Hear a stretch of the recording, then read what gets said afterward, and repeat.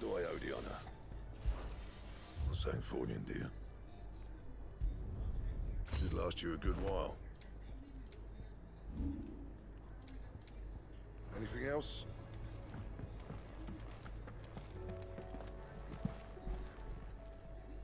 Aye, it's a dangerous world out there.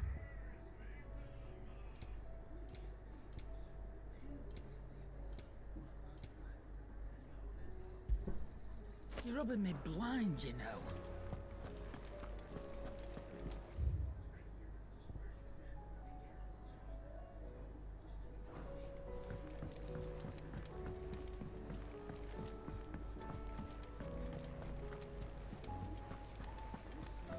Did you see that? Tell me you saw that.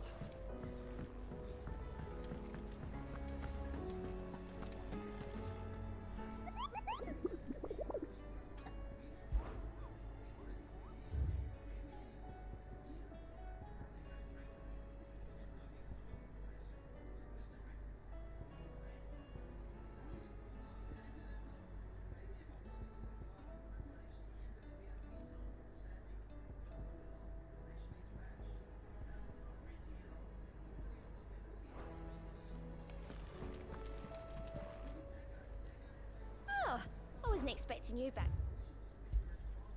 You earned this.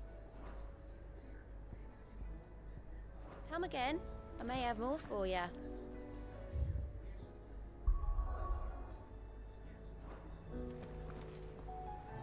Otto, how fares the realm?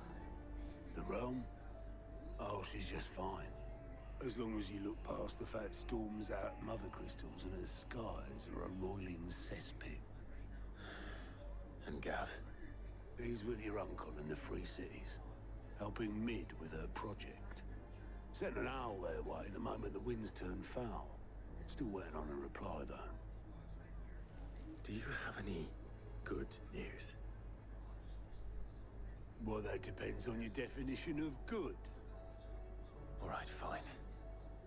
What do you suggest we do? Oh, no, I'm just a messenger. I leave the scheming to those more suited to the task. Could be that Lady Vivian and Old Tomes have their own thoughts on the current state of things. Could be that they don't. It certainly can't hurt to ask. I suppose not.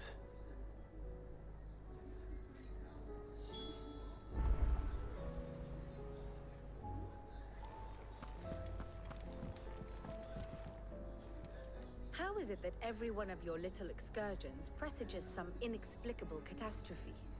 Not that you are to blame for the Dominion's fate. No one could have predicted the actions of the Crown Prince. I'm sorry I couldn't save your home. My countrymen are stronger than you think. A few toppled clock towers won't break their spirits. They'll be back on their feet in no time. I hope so. Look at us. Bluer than a pair of bog crabs. Tempting though it may be, sulking will not help us find a solution to this mess. You believe there's one to be found? I don't know. But I am certain we're more likely to find it if we first examine the facts.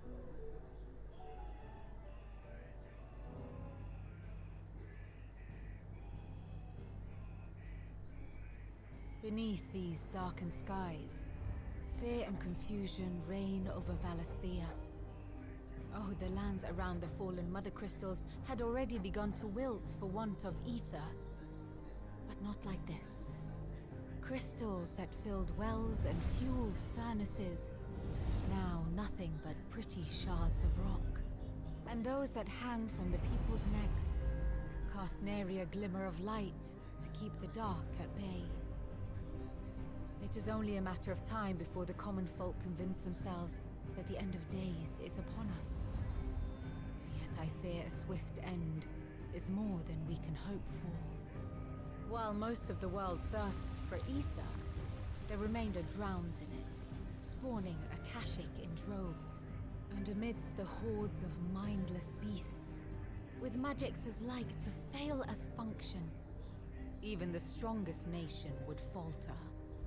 Rosaria and the Iron Kingdom teeter on the brink of collapse, while the tragedy in Twinside has all but paralyzed the Holy Empire.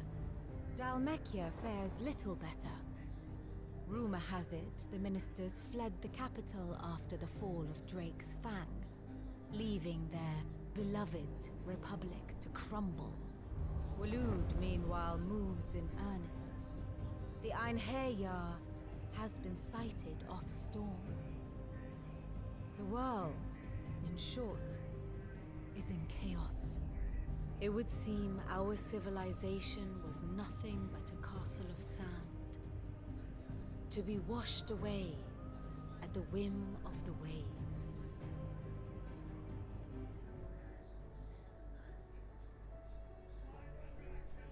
A castle of sand. Not my best flourish, but it seemed fitting. The reports I've received are considerably more blunt in their appraisal. Without the protection of their nations, it will fall to the people to defend themselves against those who would take what is theirs. Which is only ever going to end one way. Defending a farmhouse against a band of chocobo thieves is one thing, but pitchforks and palisades will do little to stall an army's advance. Should the King of Waloed deign to invade, there would be none to stop him. None but us.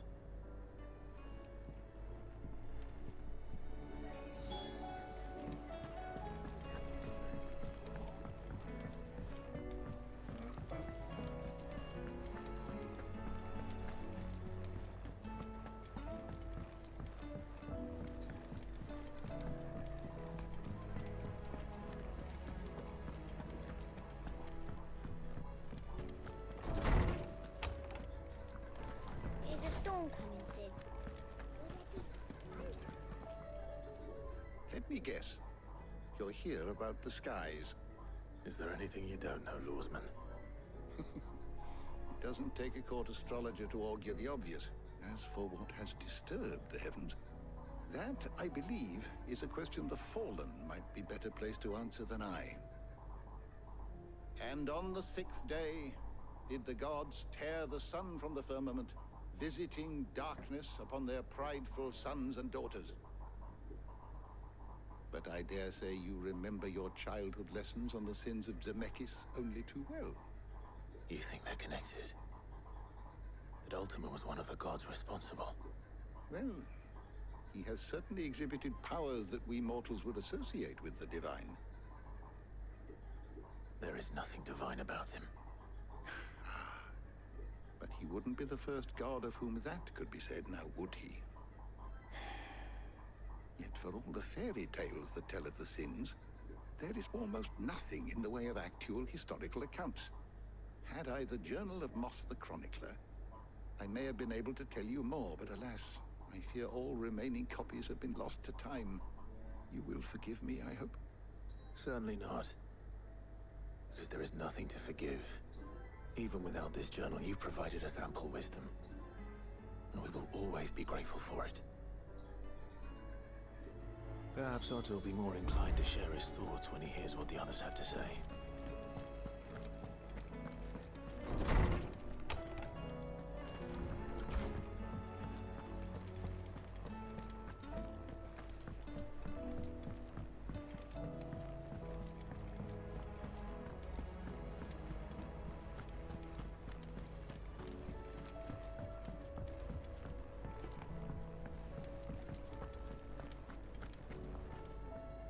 Clive, we have a problem.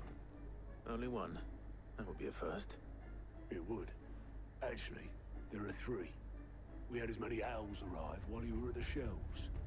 Martha's got a caching at her gates, and talk of monsters roaming the hills outside of Northreach has put the wind up Isabel and her lot. And don't forget Dalimil. Lubor says the village was raided by bandits. When it rains... It fucking pours. The curse breakers are spread thin, taking stock of the damage in the Dominion. And even if I could get word to all of them, I doubt they'd get here in time to make any real difference. Which means there's only 2 people who can. Jill and I. Let them know we're on our way.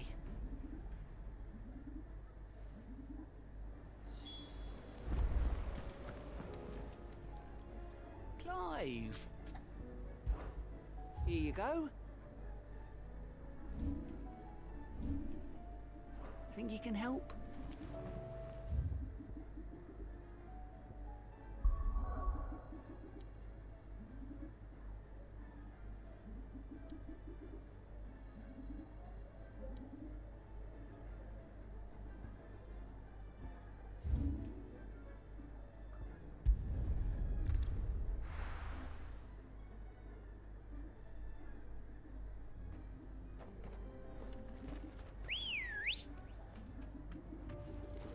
Good girl.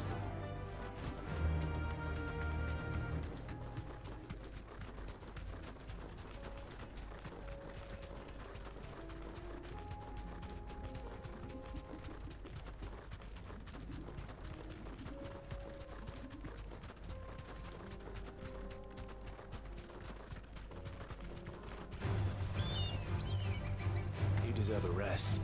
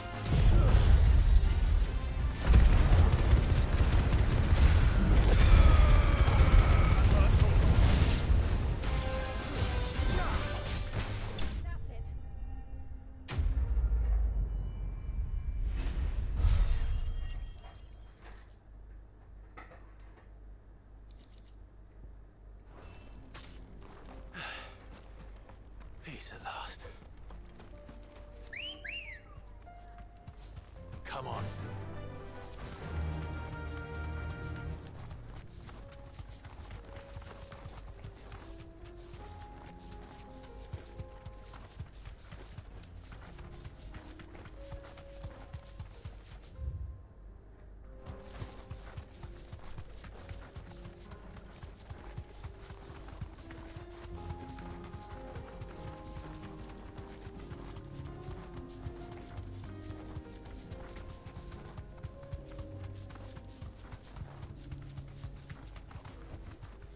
Straight home now.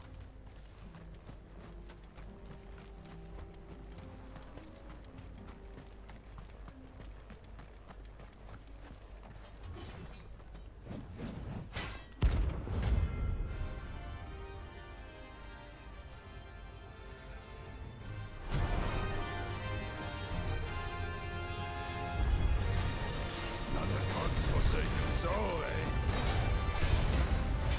Only those who have enough. So empty your pockets.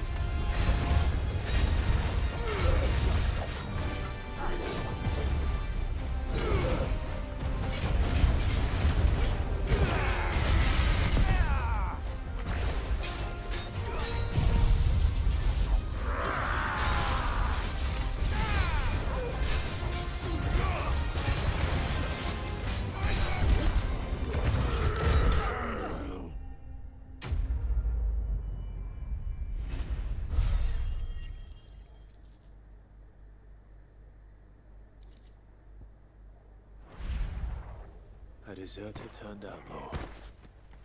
We were more similar than he knew.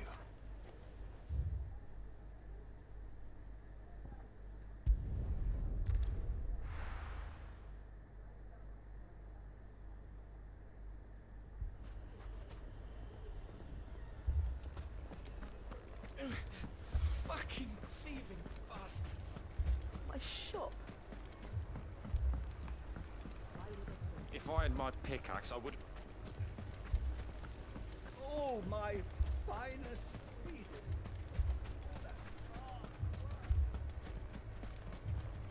Anything I can interest you in?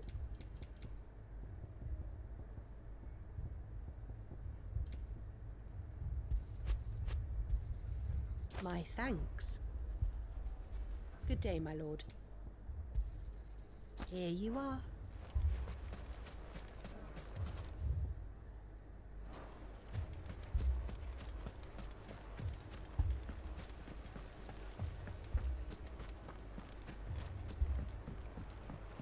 Mummy, I'm scared. Oh, I'm ruined. Sid! Your new companion appears much more formidable than your uncle. Should I be worried? Ah, you haven't been introduced. Jill, Clive has told me much about you. All lies, I'm sure. Your Stolas said that Dalimil has a bandit problem. Indeed. Although, you're a little late. They left with our food and guild days ago. Any idea where they went? The desert's a big place. Your guess is as good as mine. But the fact is, I have more immediate concerns. What did you say to me? What did you say? Ah, as if by magic. Let's just say we've yet to reach a consensus about how to solve Dalimil's little problem. And at this rate, it won't be the actions of the bandits which prove to be our undoing. It will be our own. I've tried reasoning with the dissenting parties, but even the Desert Hare has limits. Perhaps we could talk to them. What makes you think they'll listen to us? What makes you think they won't? She makes a fair point, Sid. And you won't have wasted much of your precious time if you fail. They're just across the courtyard.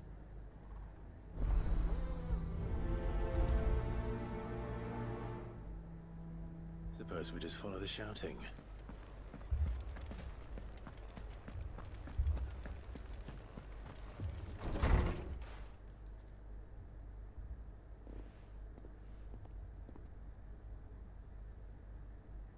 You wouldn't talk like that if it had been your men whose throats were slit. Blood for blood, it's the only way. We hire mercenaries and have them mount the bandits' heads on our walls as a lesson to the rest. And what happens when those mercenaries are slaughtered like your men? Are you going to hire more?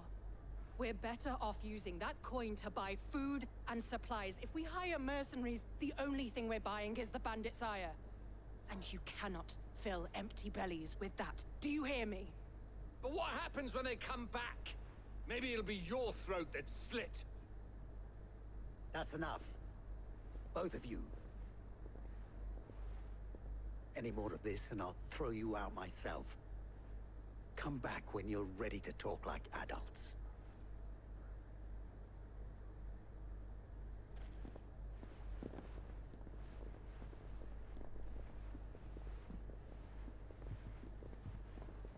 Victor. What's he doing here? Sid. And Lady Jill. What brings you here? I was about to ask you the same thing. Costness is in chaos, and the markets have all but ceased to operate. The Briar's Kiss here in Dalimil is the only place I can reliably obtain supplies. I was here to do just that when Master Lubor told me of his troubles. He thought I might be able to talk some sense into these fools. But if you're here, I suppose his patience must be waning. Who are those people?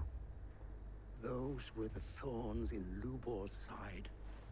And the reason this place might be headed the same way as Costness. It's these accursed skies. The darkness is enough to drive a man to madness. Or an entire city, for that matter. We're still working on the skies. But in the meantime, perhaps we can find a solution to Dalimil's problems. I hope so. For all our sakes.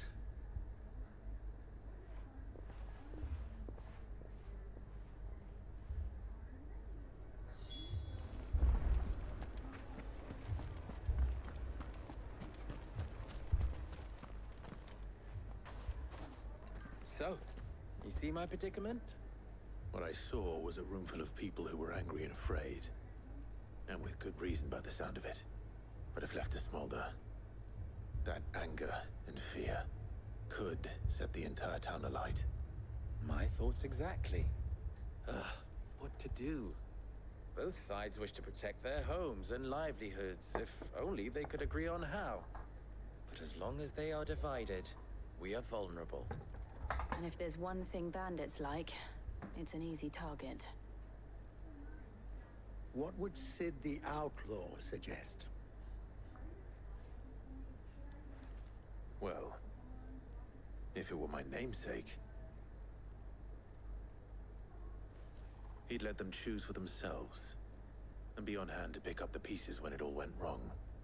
That sounds like a recipe for disaster. A recipe for disaster is precisely what it is.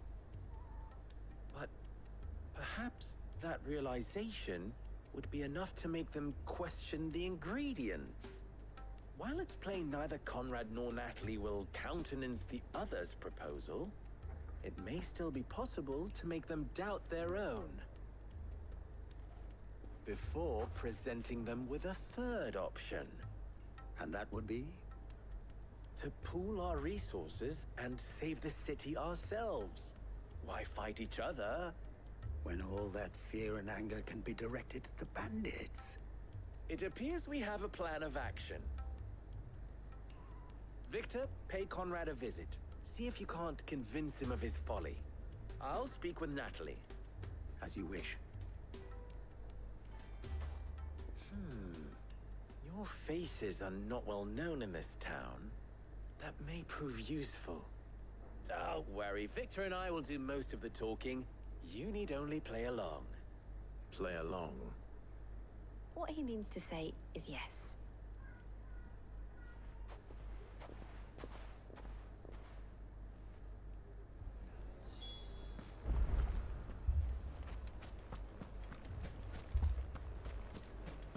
Picture it, Conrad.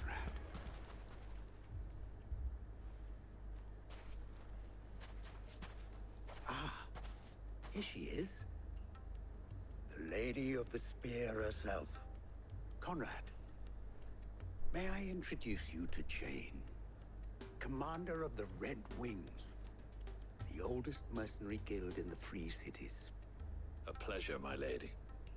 The pleasure is all mine. As I told you, I summoned the commander here from Canberra to inquire about a contract. Victor says you told him no. That there aren't any men left to hire. Is that true? True as the crystals cracked. Nobles came and claimed every last one worth his salt. And not just from us Red Wings. You know of the 7 high houses. There must be 2 swords assigned each one. Granted, we have a few boys left. If it's boys you're looking for. Well, Conrad, are you saying that Dalam's finest cannot defend this town better than a gaggle of unblooded striplings? That a band of beardless youths could better avenge the deaths of your brave men than you yourselves? Absolutely not. We'll show those bastards who they're dealing with.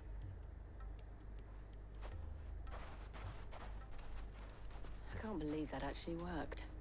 Conrad's not what you call the brightest candle in the crypt.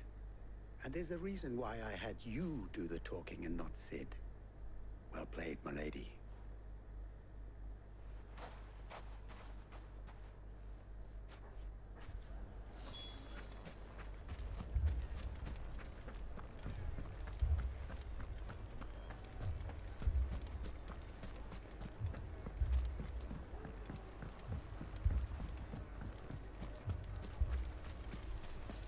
I mean, it may still be possible to buy some. Ah, here he is now.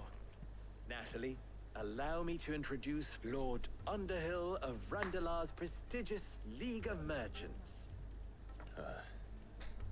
Lord Underhill. At your service. Underhill? I was just telling the good lady of our conversation, my lord, and how you were lamenting the state of the capital's stores. Lubor says that not only are the granaries almost empty, but that war and the Blight mean this season's harvest won't be enough to fill them for winter. Indeed, certainly that is the case.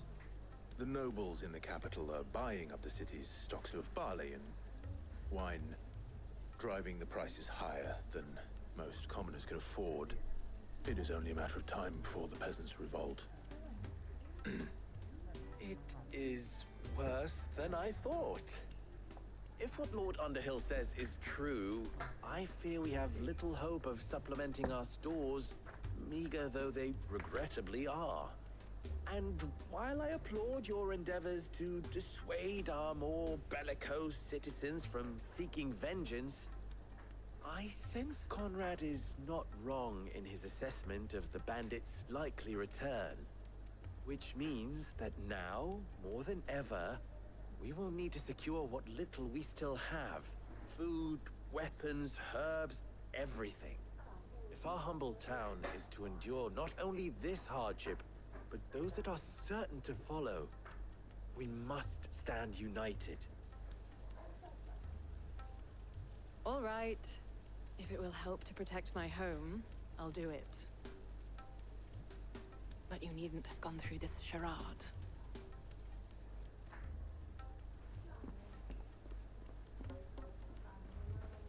Thank you, Clive. Your performance was nothing if not workmanlike. She saw right through it. I didn't say it was good, merely that it produced the desired effect. Now, my scouts should be returning shortly. Meet me back at the Briar's Kiss, and we shall see what we face.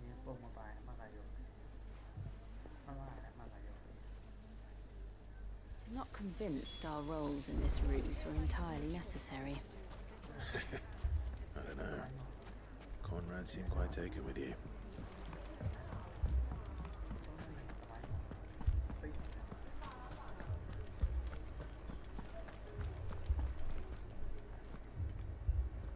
Good news, Sid.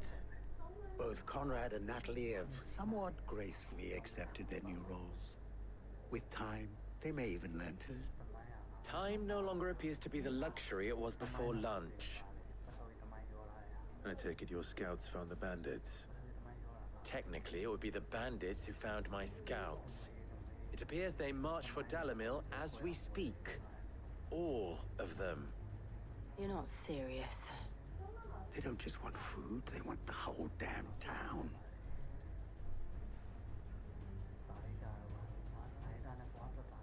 I have a favor to ask. I'm told the bandits march in two groups, one from the south and one from the desert, in a move doubtless intended to stretch our already gossamer-thin defenses. Very well.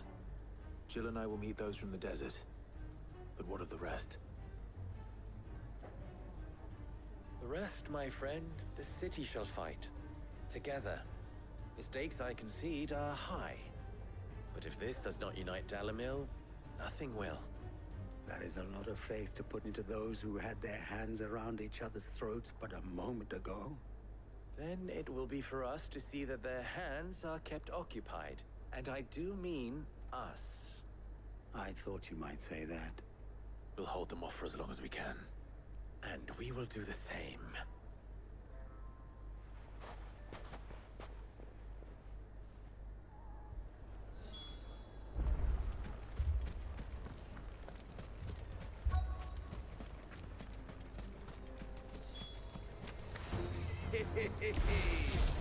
No women don't to welcome us. I'll take that one. It's all yours.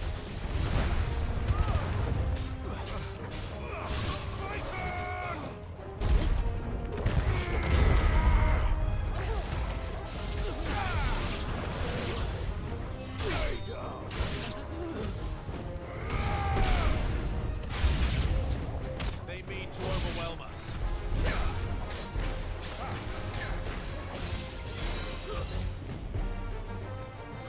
Let's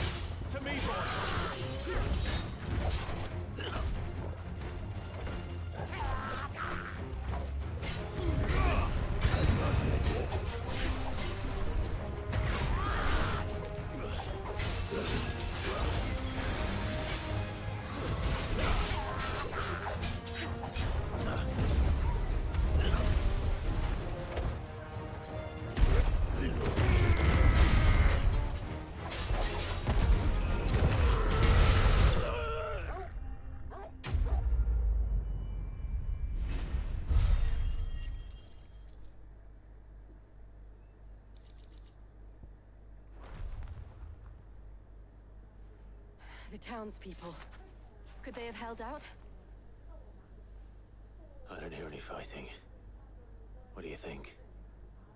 That we should hurry.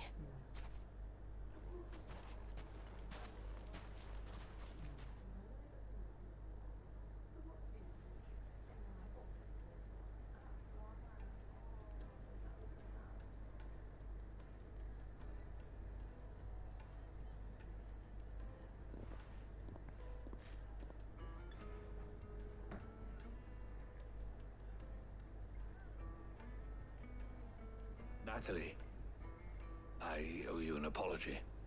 You did well out there. The inn would have been lost had you not held the line. Without you, there would have been no line to hold. You saved us, Conrad. You saved Alamil. We all saved Dalimil.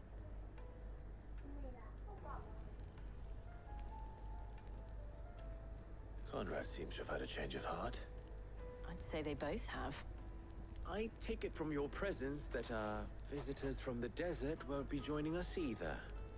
Pity. The plan worked, Sid. Granted, it only took an army of bloodthirsty bandits at our gate. Calm now, Victor. Why quibble over the details? We are united, and that is all that matters. As for you, Sid, you fight considerably better than you act. I'll take that as a compliment.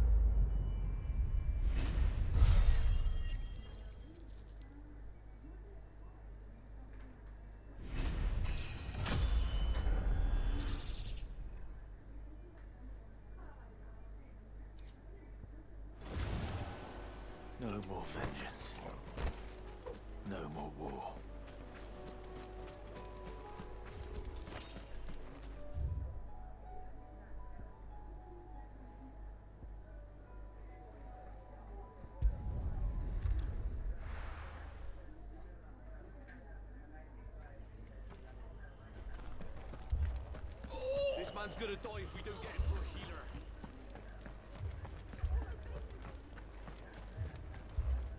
Anything catch your eye?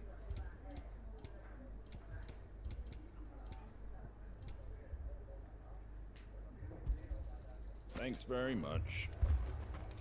Moi.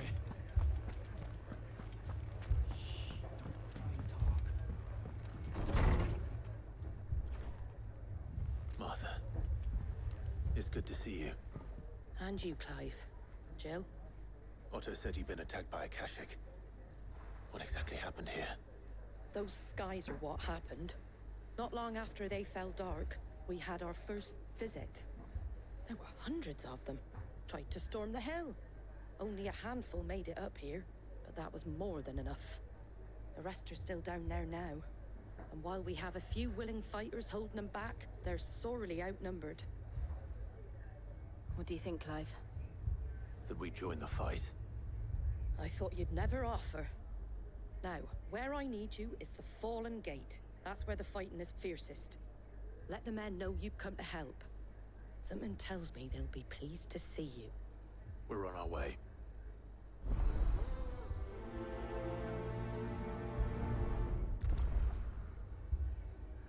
Do you think there are as many as Martha says? More.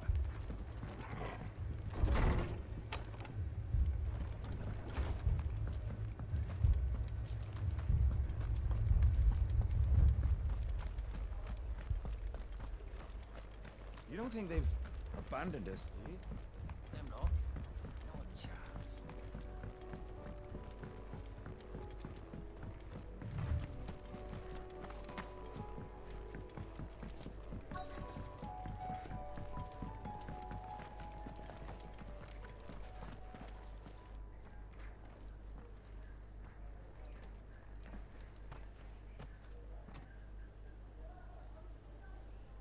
Clive, wounded.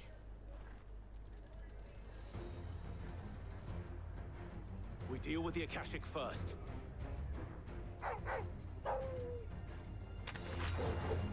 Silence!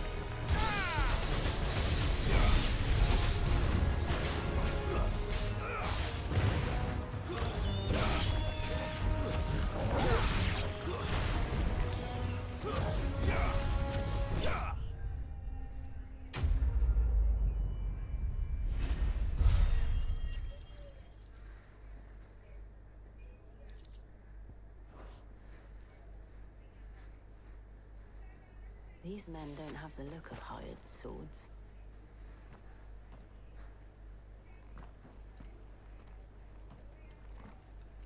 If you've come to rob this place, You are mistaken, my Lord Rosfield. We're here by Madame Martha's leave. how do you know my name?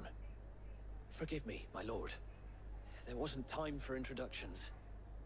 We're with the Guardians of the Flame. Wade's men? But how did you come to be here? Where is your commander? Sir Wade left earlier with a scouting party to find out where the Akashic were coming from. Did he? Take your wounded back to the inn. Martha will see you're looked after. We'll join you anon.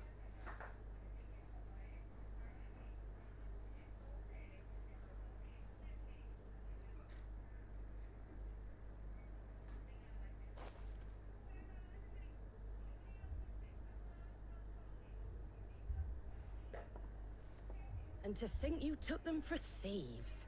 A fine reward for holding off the horde, that is. When did Wade and his men arrive? Not long after Rosalith fell. The Guardians asked me to shelter some of them that had lost their homes. They were making ready to leave just as the skies turned, and we agreed it was best we stuck together. Martha! Trouble! The scouting party's almost at the lift, but they got a pack of Akashic snapping at their heels! And they got wounded with them! They're not gonna make it! Damn it all. We'll worry about them, Martha. You look after everyone here. If any can still fight, send them to the lift. I will. You two be safe now.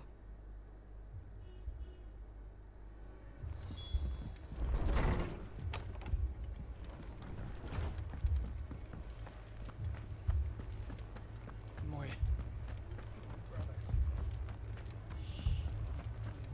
Mad dogs. A lot of them.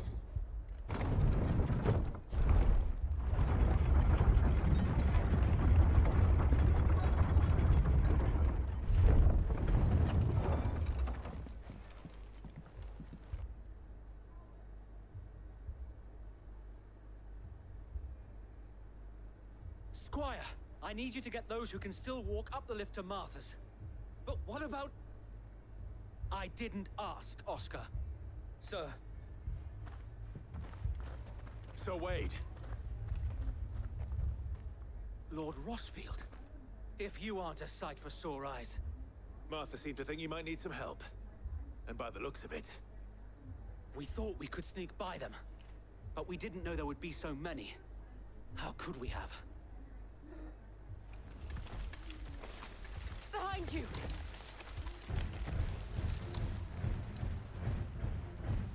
Damn it! We need to get the injured to safety. Do you think we can hold them off? We can certainly try. Are you with us, Sir Wade? Always. Then let's do our duty.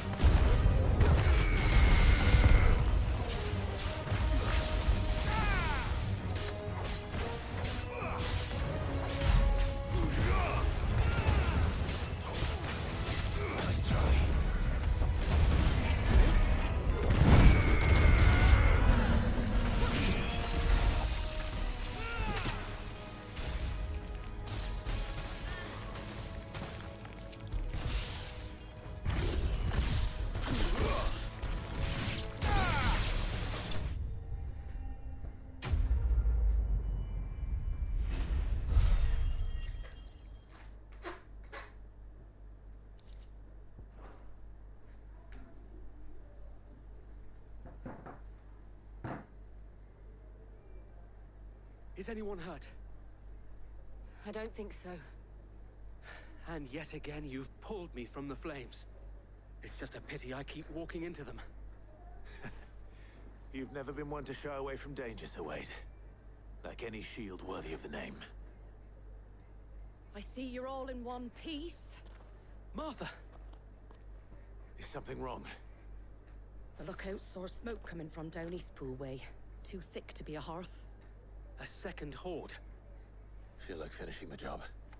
Always. Jill and I will make for Eastpool. You'll need to move the injured without us. Don't you worry about them. The moment my men are safe, I'll follow. Good luck.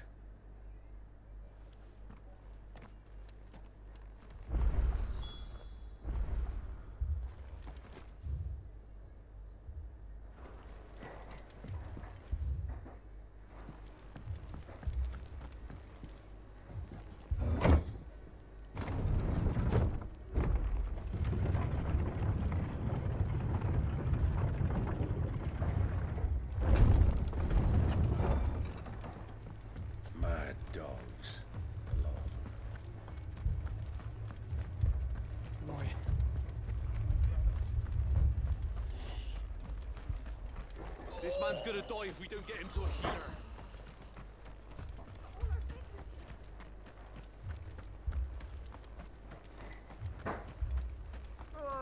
Just patch me up as quick as you can and get me back out there.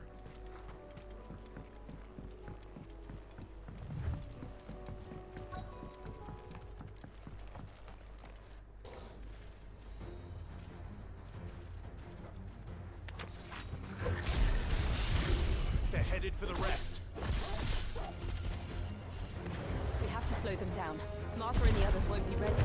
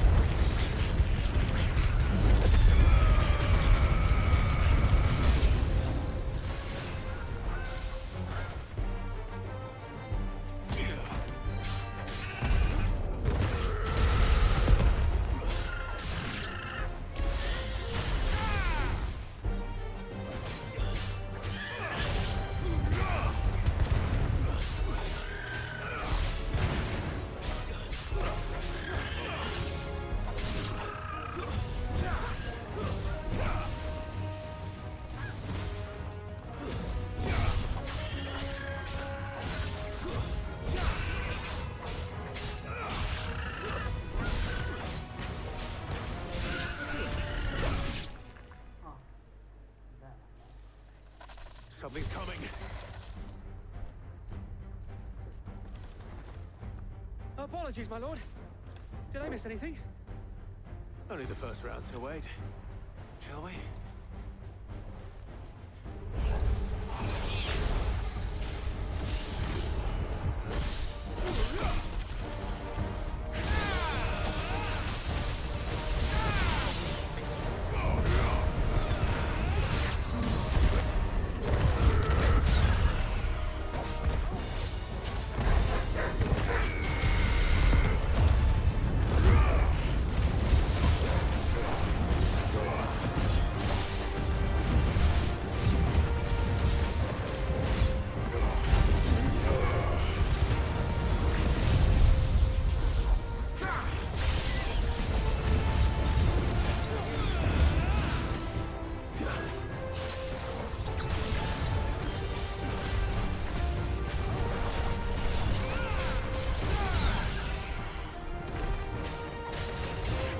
Finished.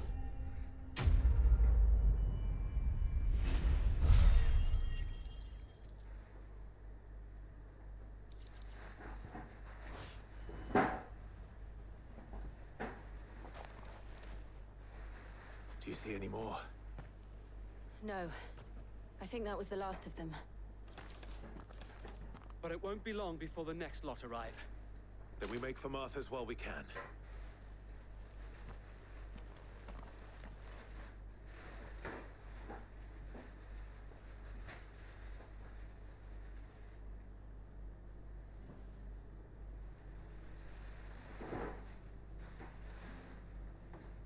What did you find out there? The same as Sir Wade. Scores of Akashic. Well, wherever they came from, they're gone now. Our lookouts say the lowlands are clear. Hopefully we'll have enough time to lick our wounds. How many of your men were injured? A damn sight less than if you hadn't turned up. Thank you. It was a hard-fought victory. But as long as the skies remain dark, I fear the Akashic's numbers are only going to rise. It's not a matter of if the Horde will be back, but when. And whether that's sooner or later, we'll need to be ready. The inn here affords a good view of the land, and is easily defendable. I'd like to make this one of our outposts. What do you say, Martha? You'd have more men to guard the rest. Well, when you put it like that, of course they can stay.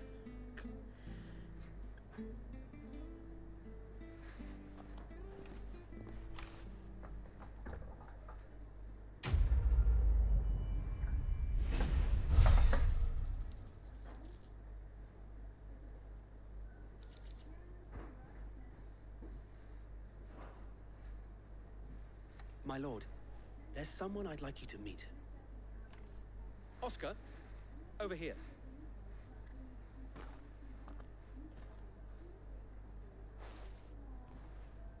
It is an honor to make your acquaintance, Lord Rossfield. I am Oscar. Oscar of House Murdoch. Murdoch? I wasn't aware the Lord Commander had children. Oh, he didn't. But his brother, my father, did. I am Sir Rodney's nephew. Well, go on then.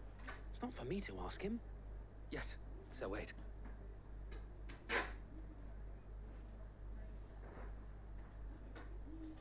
If it please you, my Lord Marquis, might you take me as your squire? I would learn the duties of a shield from the finest. I'm sorry to disappoint you, Oscar, but I am a shield no longer. Nor was I ever the finest. And spending time in the company of an outlaw hardly seems a fitting education for one aspiring to take his oaths.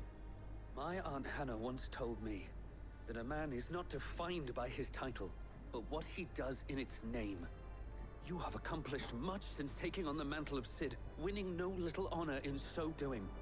And I would sooner serve under an honorable outlaw than an unworthy shield. Not that Sir Wade and the other Guardians are... I mean to say that, they're... It's all right. We know what you mean. There is only so much the boy can learn from me, my lord. But a squire... Would that really be so bad? You were a squire once. And I'm certain Sir Rodney would approve.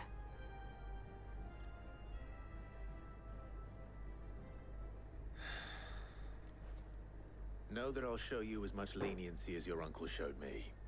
I would not have it any other way.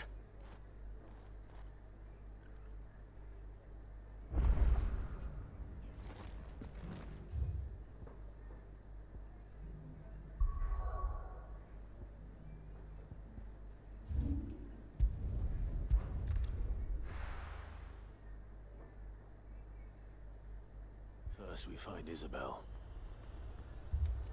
Heard a bloke saying he saw ghosts on the far side I of the saw wall. it with my own eyes. The whole of Oriflamme under a flood.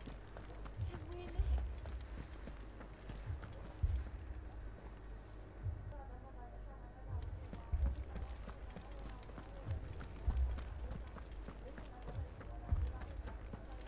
I can't do it.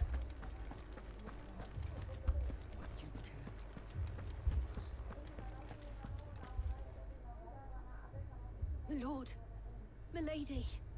We received the dame's message. There have been sightings of strange creatures, I understand. With the blue eyes. Yes. Like a Kashik, but different. They've taken so many. I've lost count. Akashic, but different. Ultimus thralls. And what of your mistress? Is she here? Oh, no. She went to the garrison to ask what they were planning on doing about all this. Then we'll look for her there.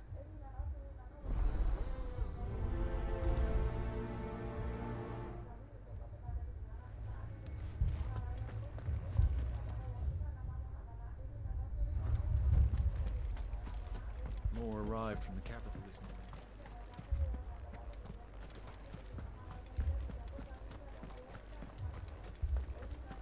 The two soldiers were carrying another. He didn't have any legs.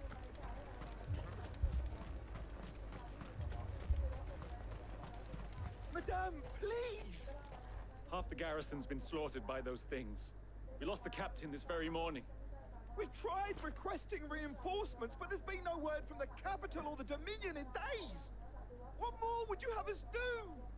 I would have you do your duty. Those at the Vale look to me for protection. And protect them I shall. Because they are my charges, and that is my duty. In case you have forgotten, the people of this town are your charges. But more than that, they are your people. Your sisters, your brothers, your lovers. So you have a choice. Lay down your sword and watch as they are slaughtered, or take it up and do what is right. She speaks the truth, you know. This here, it's all we have. That's all that's left. What we have left is our lives. Do you really want us to lose them as well? Not if we don't have to. Look, there's a cask under the captain's bunk. Let's talk about this over a drink, eh? I'm listening. I'll have a word with him.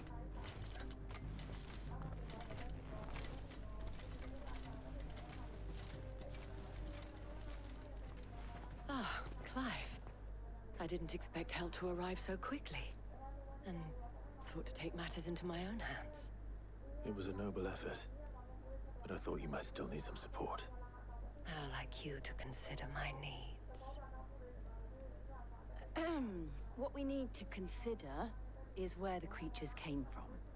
The way the survivors speak of them, one would think they appeared out of thin air. And perhaps they did. It's hard to know what to believe these days. We'll talk to the survivors.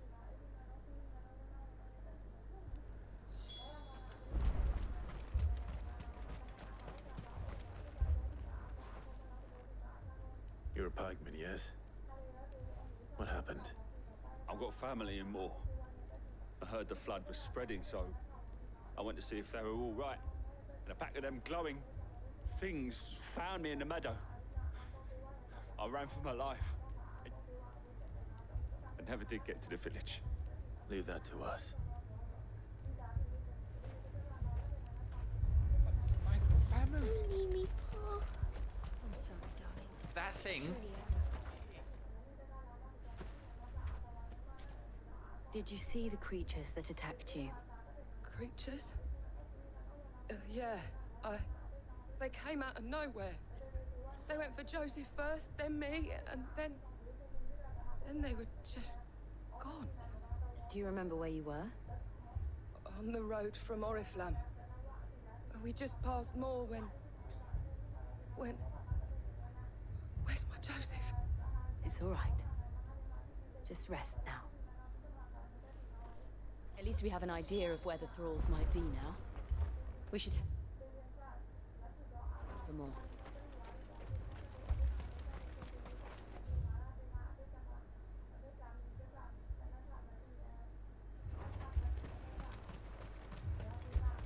I assume you have a plan?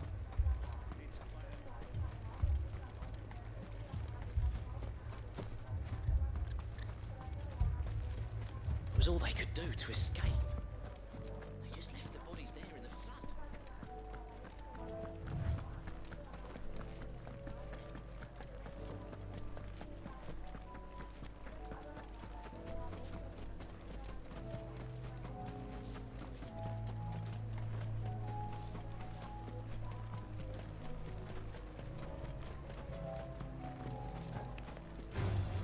This won't be easy.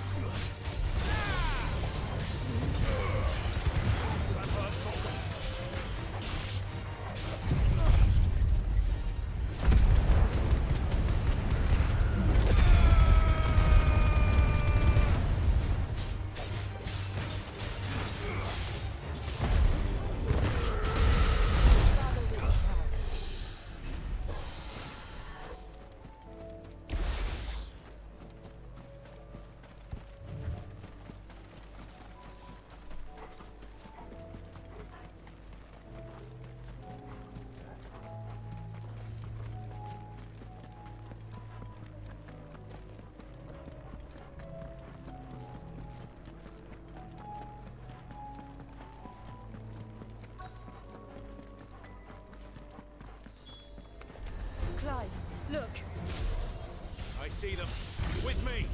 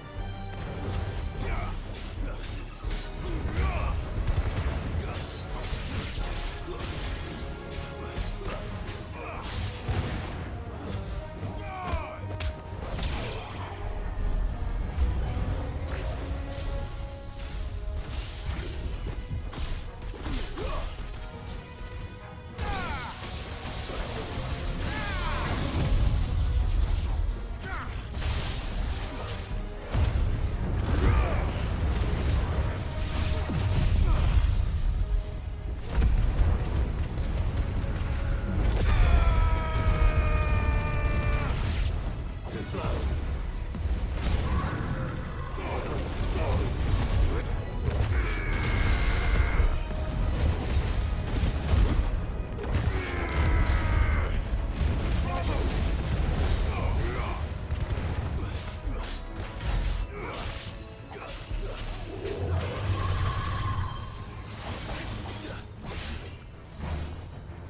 slow. Nice try. Too slow.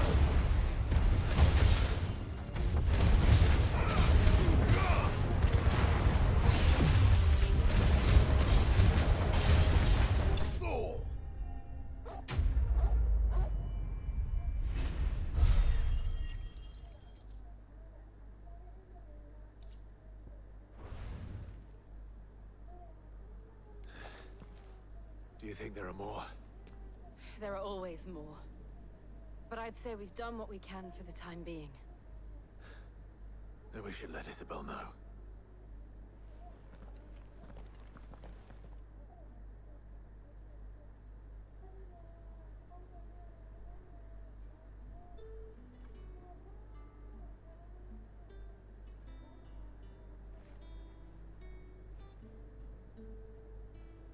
You have the town's thanks. Don't thank us yet. There will be more. Many more. And you'll need to be ready for them. Oh, we shall. Isn't that right, Captain? Yes, milady. The garrison will be ready. Philippe here has convinced most of the men to remain at their posts. For now, at least. Hearing that the Dane would look kindly on any man who committed himself to the task certainly didn't hurt. It's not the most selfless of motives, I'll admit. But whatever it takes, eh? Now me, I never needed convincing. I became a soldier to protect the people I love. And the people I love include the ones standing before me. Handsome and chivalrous. Now, if you don't mind, I have sentries to post. Milady.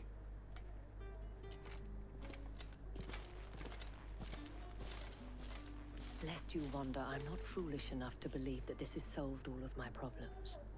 But it has solved one, and that's one fewer than I had this morning. Thank you again, Clive.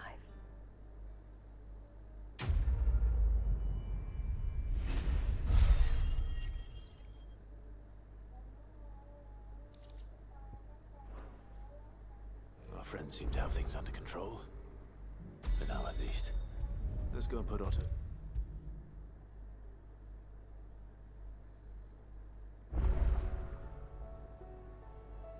Was wondering when you turn up. Had ours from all our friends thanking you for your timely intervention. How is it you always manage to arrive at just the right moment? Luck, I suppose. Any word on the rest of the realm? Let's see. Storm's still crying out for Mother Crystals. The nations are still in chaos. And the skies are still the color of a kick in the kidneys 2 days on. So... Right. Clive, we knew this was going to happen. Well, not the bleeding skies part, but you take my point. Now's not the time to second-guess yourself. Now's the time to visit the infirmary. Talia says your brother's awake. Thank you, Otto.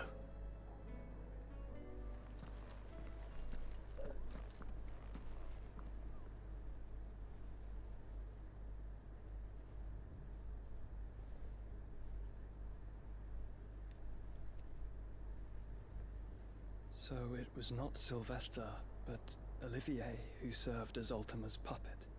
And when Dion learned of this, he sought to slay the fiend.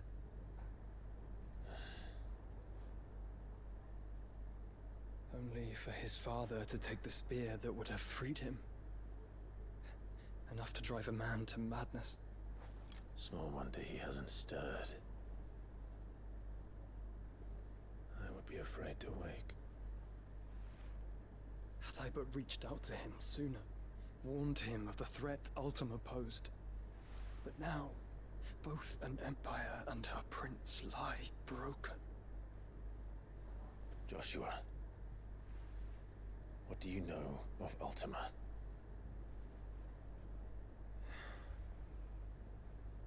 Very little, I'm afraid. Despite my best efforts. 18 years ago, as I lay buried beneath the rubble of Phoenix Gate, it was not death who came for me, but another. And it was while in my rescuer's care, I first heard of Ultima. I've been chasing his shadow ever since. Ultima is driven by some deep, dark purpose, and for whatever reason, it would seem you are crucial to his designs. He will stop at nothing to have you, even if that means toppling an empire. But why me?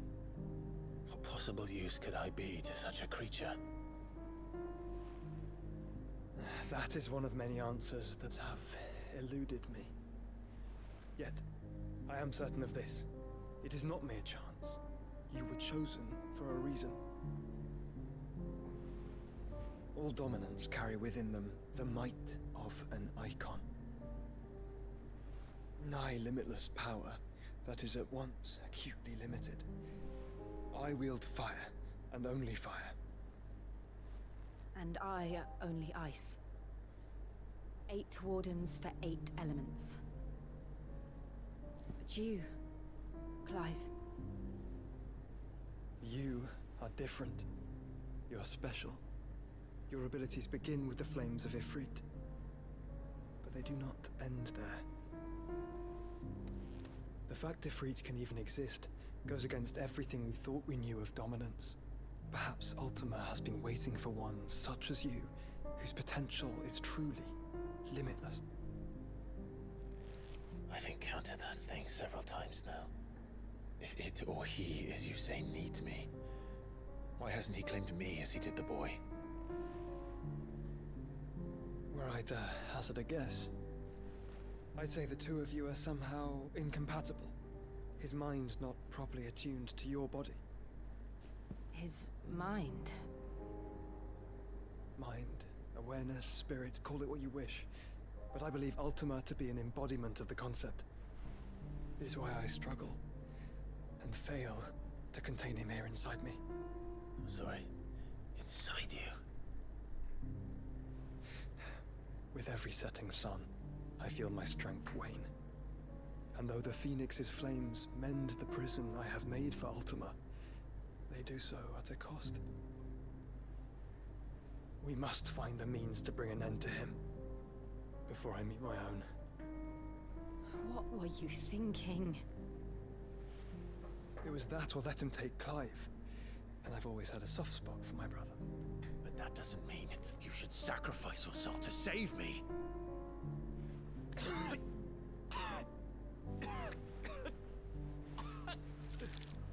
Joshua!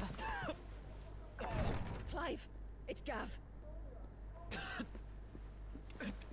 There's an army of Akashic at the gates of Canver.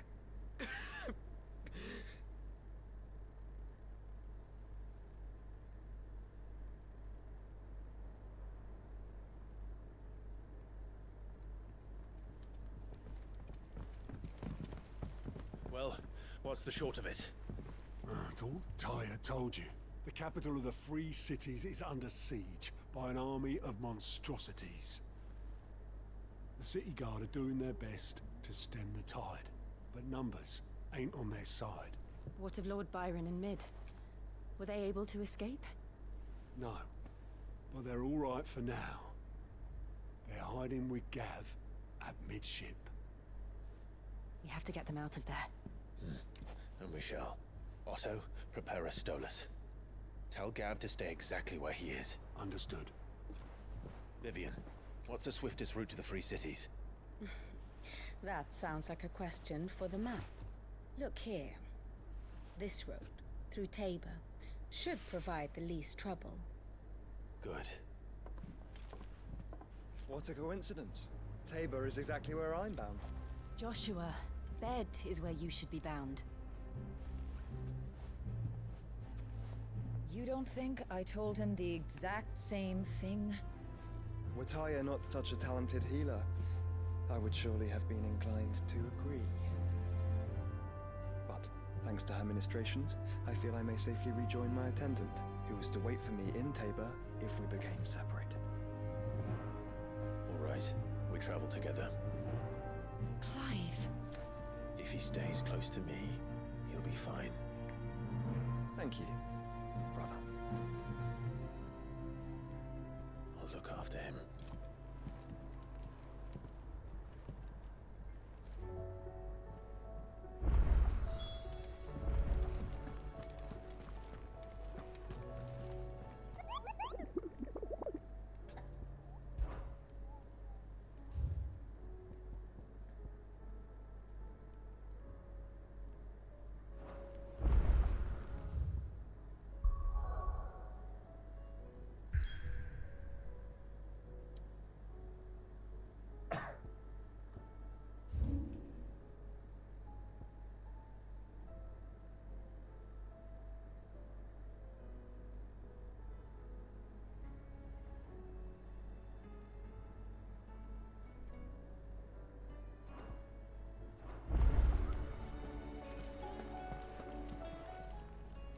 Welcome to the Patron's Whisper.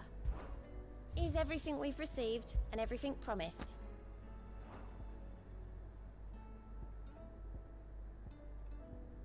Best of luck out there, Sid.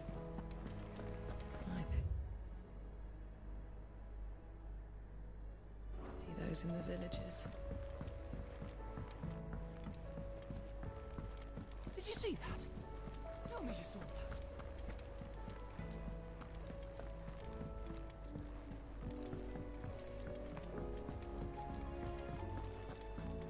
Seems the hideaway's lost Blasted its book. Here, you put me in this situation, Clive. You can bloody well get me out of it.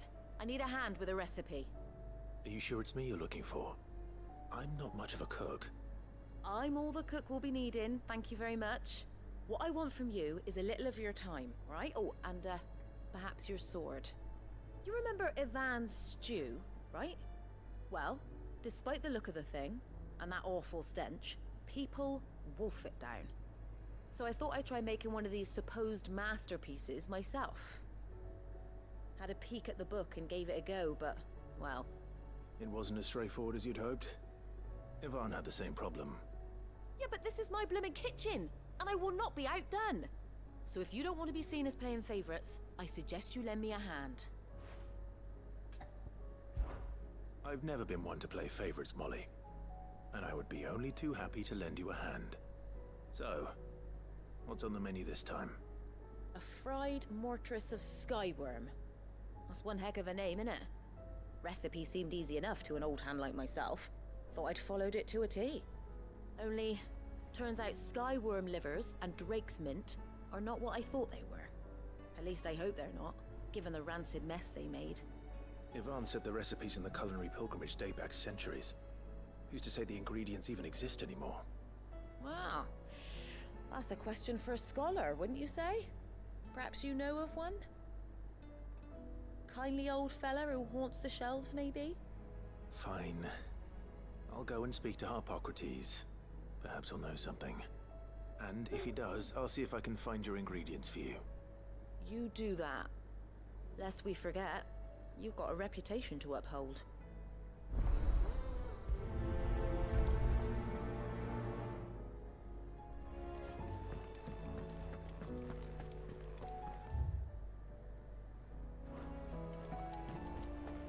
Did you see the pair that got hauled into tires?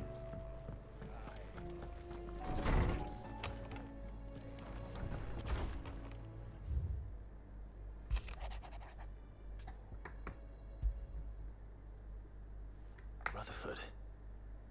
Wasn't that the name of my uncle's manservant? Why would he be at Martha's Rest?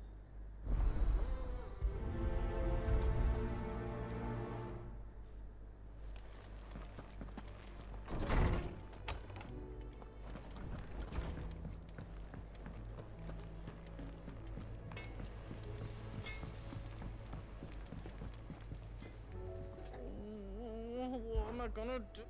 Is everything all right, Goots? You seem more discomposed than usual. Oh, I don't know what that means, but I'm in a bit of a muddle.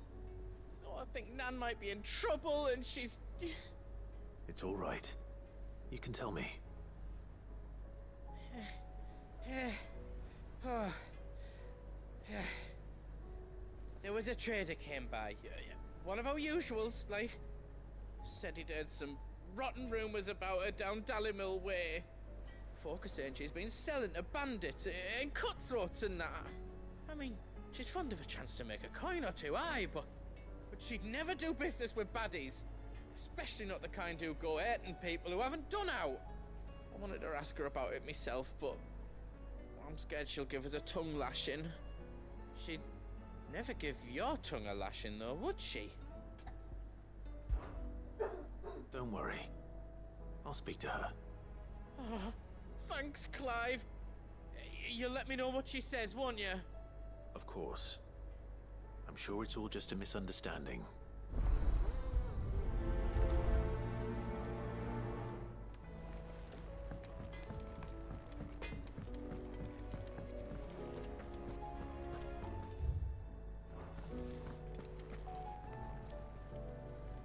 Lady Karen. How's business? Not nearly as foul as the weather. You're doing good trade then? Both in and out of the hideaway?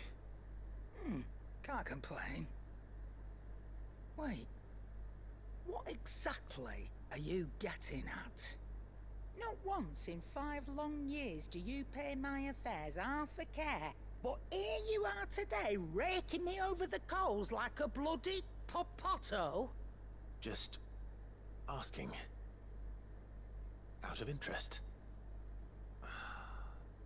All right. I'm here because I was told that certain rumors have been circulating. About you selling weapons to brigands. Oh, are ya? And who was it who knows me so well as to tell tales of my evil exploits? I didn't exactly hear firsthand. All I know is that someone in Dallymil has been spreading word to that effect. And what? You believe it? You think I'm profiting off the blood of innocents, do you? Look, I've done things I'm not proud of. Might be there were a time when I turned a blind eye to the wretchedness of the world so I could line my pocket. But that woman is no more. And you'd know that if you'd ever paid the slightest bit of notice. You're right, Lady Karen. I apologize. It was wrong of me to doubt you. Aye, it was. Now, I reckon you've got better things to do than pointing your do-gooding finger at a poor old woman. Of course. Good day.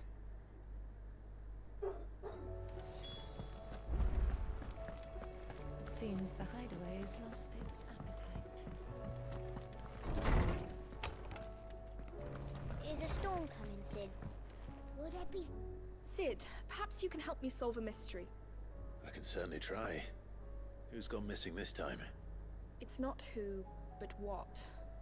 Mid-scales, the ones she made for her workshop. I borrowed them to teach the little ones about weight, and shortly after the lesson, well, they vanished. My first thought was that they'd taken them off somewhere to play, but when I asked, they swore they had nothing to do with their having disappeared. Which almost certainly means they had everything to do with it. Perhaps a visit from Sid will jog their memories.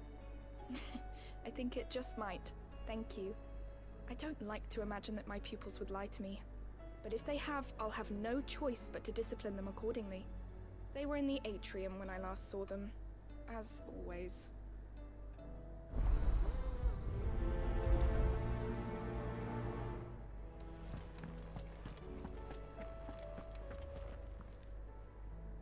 Lawsman Harpocrates. I've come to pick your brain if you don't mind. It's about the book you lent Ivan. Valisthea, a culinary pilgrimage, a classic. One of my favorites, in fact. The young man did a wonderful job with the Chance's stew. I do hope we shall be able to sample more such marvels in due course. That's actually why I'm here. I don't suppose you know where I might find skyworm livers and drake's mint. So the fabled Sandbrequois delicacy is next on the menu. Delightful. The descriptions of fried mortress never fail to make my mouth water. Now, skyworm is a somewhat antiquated name for the wyvern, their ground livers being the paste from which the mortress is made. Dragon livers. How very Sandbrequois. One would have thought the disciples of Bahamut would have a touch more reverence for their icon's brethren, but apparently not. I believe the specific dragon the recipe demands is the blueback wyvern, said to be the very color of the sea beside which it resides. So we know where to look for our liver. But what about the drake's mint? Saint's bonnet in contemporary parlance, a herb which grows along the North Reach coast. I gather that one can locate the cheerful yellow flowers by their heady scent alone, so I'm sure you'll have no trouble finding them. I may add that people once believed game was best served with the flora that sustained it in life, in which regard fried mortress of skyworm is undoubtedly a typical dish of the time. Meaning that if I find one, I find the other. To Northreach, then. Best of luck, Clive. And do save me a bite once the dish is complete.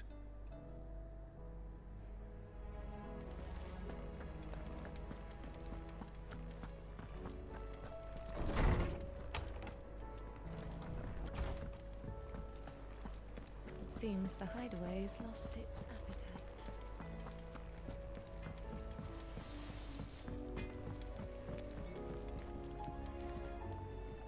I spoke with Lady Karen. What did she say? That the rumors were unfounded, and that I was a fool for thinking they might hold any truth, along with some other things that made her feelings clear.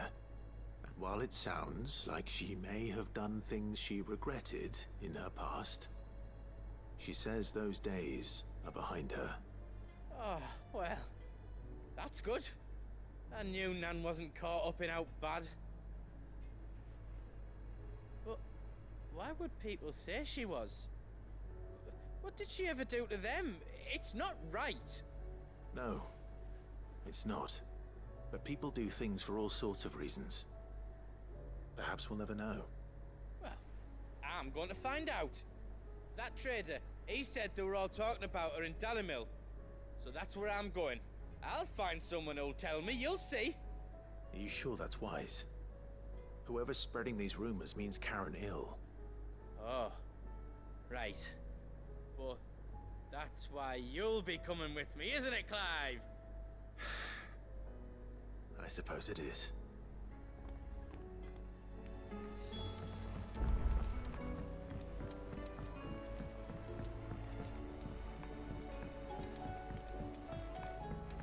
I heard the Emperor was impaled on his own son's spear.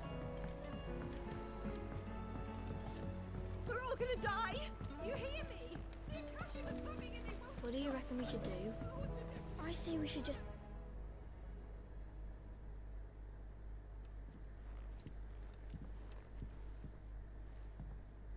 Sid! Out of your studies, I see. And what is that?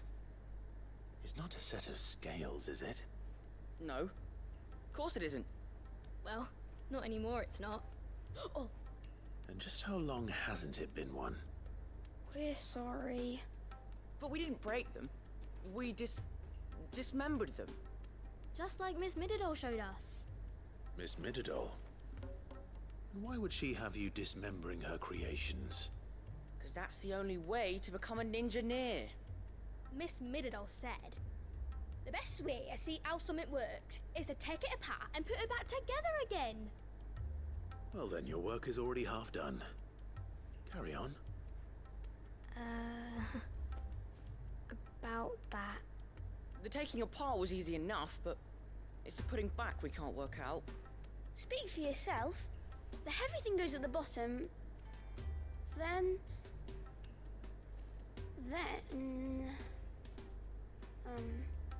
You three need to learn to take responsibility for your actions.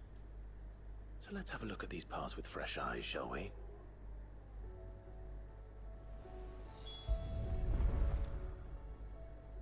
All right. Everything here was once part of Miss Midadol's scales. Every piece has its own role to play, and each is just as important as the others. If even one of them is missing, the scales won't work. So let's think about what those roles might be. You already know one of the pieces, the body. Its role is to support everything else. But what of the others?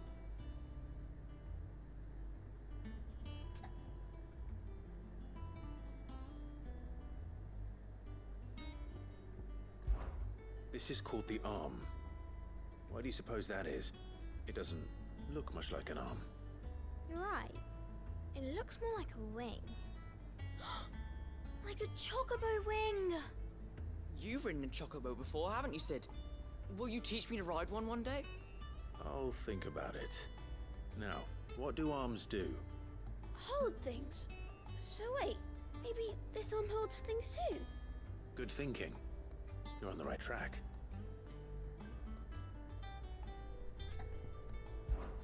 These round parts are called the pans. You all know what a pan is, don't you? I do. Molly uses them in the kitchens to fry bangers. But these aren't for frying bangers, you idiot. They're for weighing stuff. But what if I wanted to weigh Goots? I don't think he'd fit on that little thing. Probably not. What are the chains for? Holding the pans up? Well spotted. Which means something must hold the chains up in turn.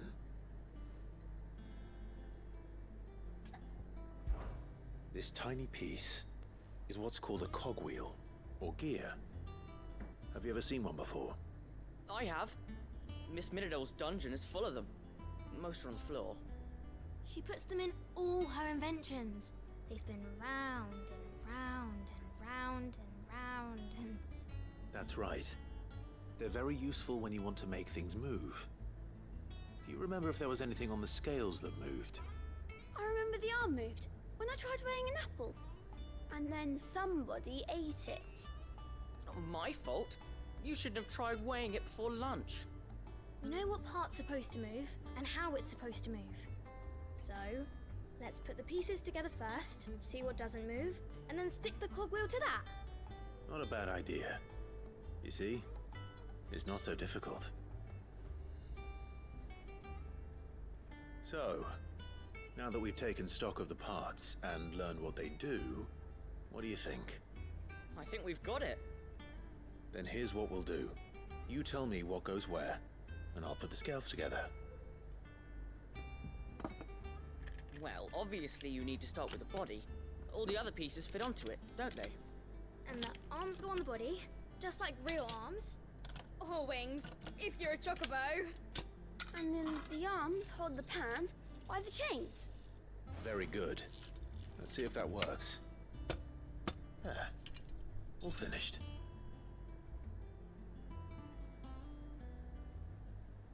Yes! We did it! Well, with Sid's help. Oh, I just put the pieces together. It was you three engineers who showed me how. That's right. We're Miss Midadol's hairs. Her hairs? Yeah, hairs for the future. She's showing us her secrets now, so we can help out the hideaway when we're older. What do you think, Sid? Are we almost ready? With a little more help from Miss Midadol and Miss Shirley, I'd say it won't be long at all. You hear that?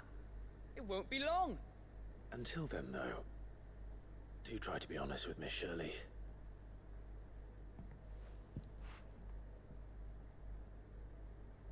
Hey, look! We never used the cogwheel. You don't think Sid forgot about it, do you?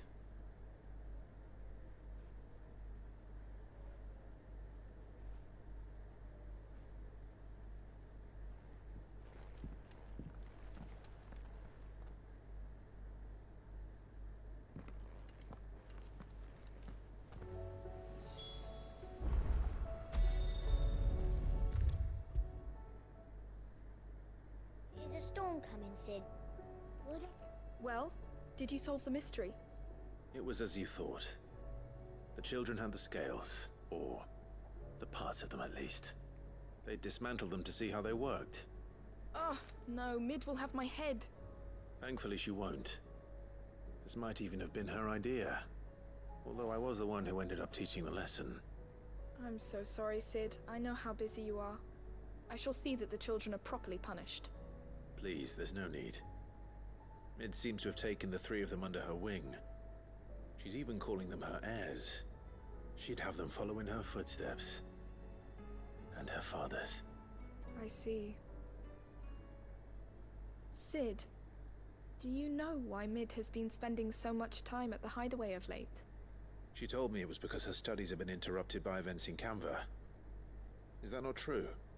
No, it isn't. The university offered her a commission. In exchange for full tuition, room and board, they asked her to oversee the design of several new war engines.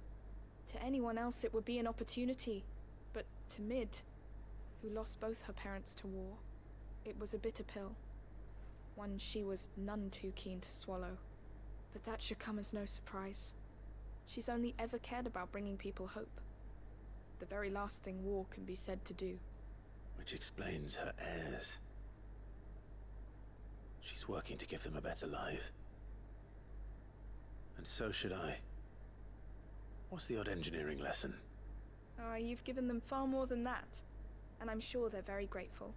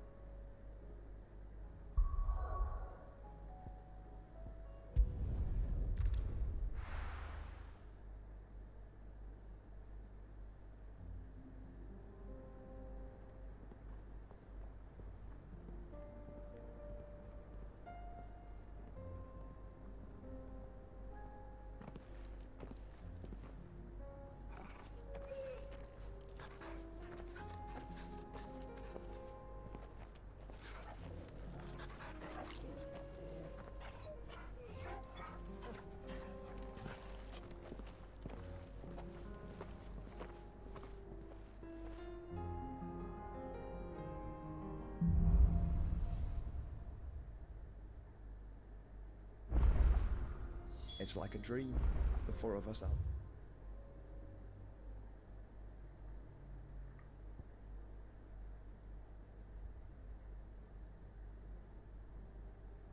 Walking like we used to. Enjoying this, are you? Gav and the others could be in danger as we speak. You're right. I'm sorry. Yote is a fine scout. If Candle was attacked, she will already have begun gathering information. Tabor isn't far. We should pick up the pace.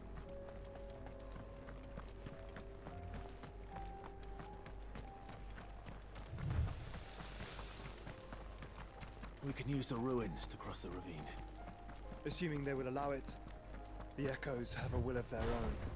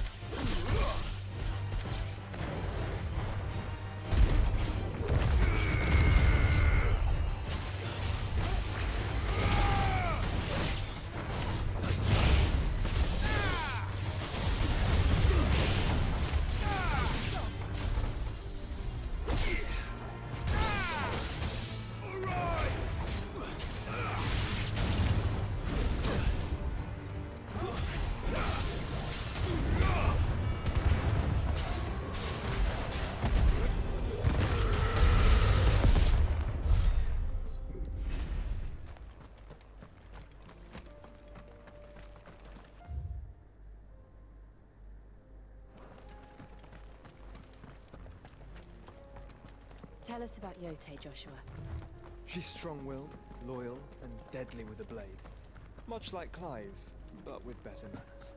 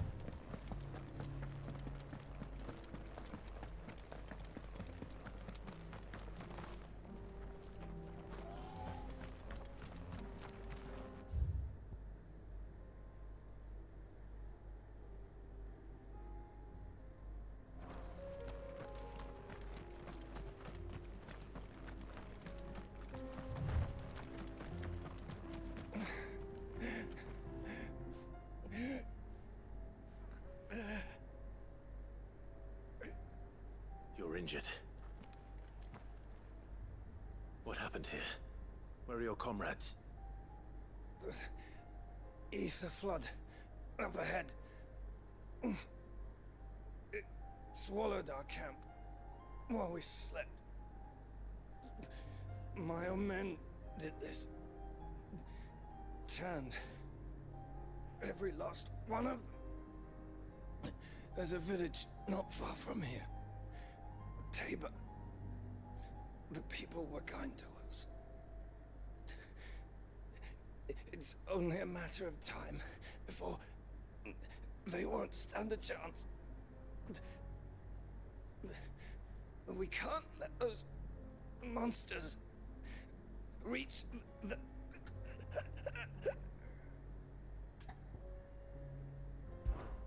I'll go. You catch your breath. Thank you. Our encampment is up ahead. Just off the track. They must not reach Tabor. Forgive me, Lord Kuka. Rest well, soldier.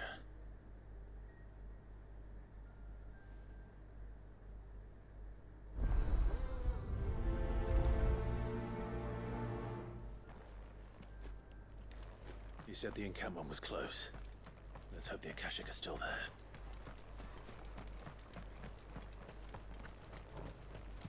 Another ether flood. They're everywhere now.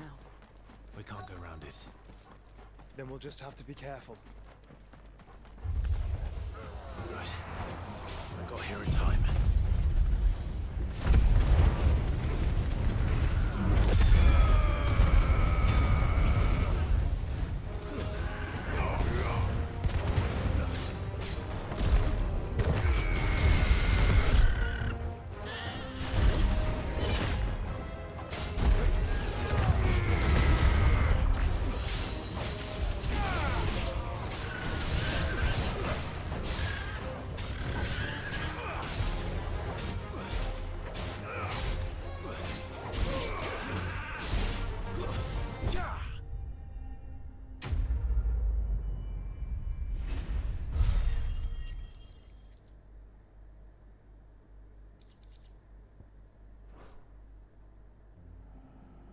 Someone there! Please, I can't move my leg! That doesn't sound like an Akashic.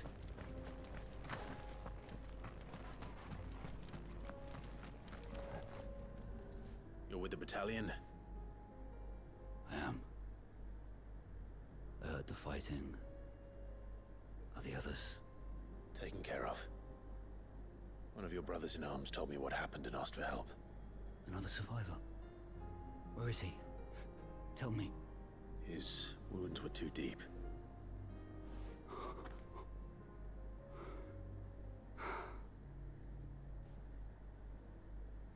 He was was right to send you. Those things you slew are no longer my brothers. Tabor is safe thanks to you. Here, you've earned it.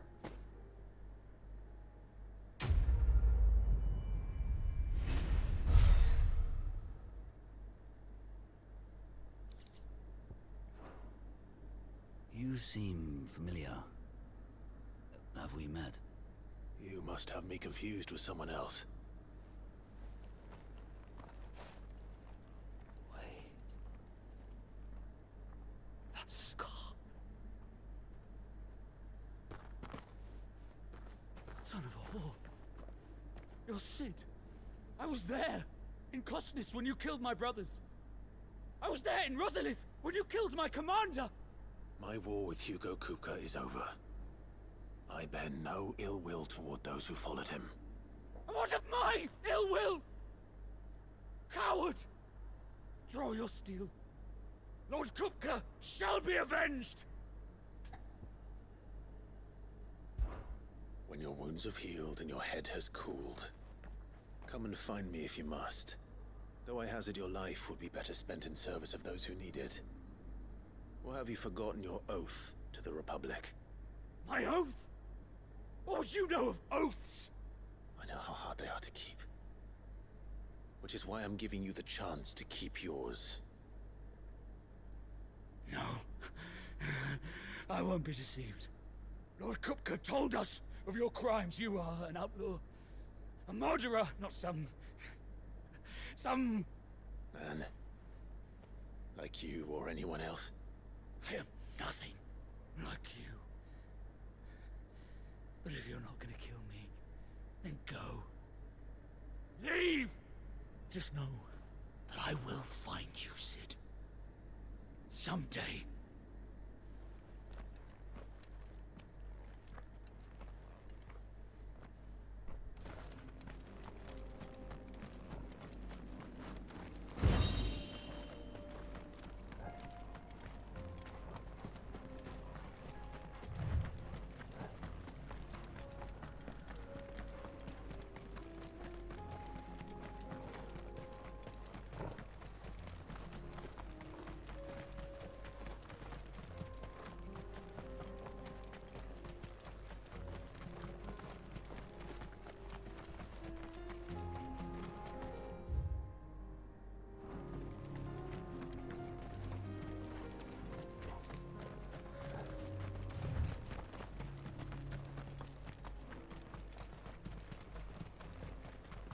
We're nearly there.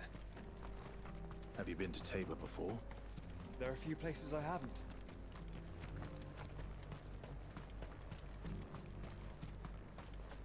Where now, Joshua? There is a residence just inside the city gates. She awaits us within.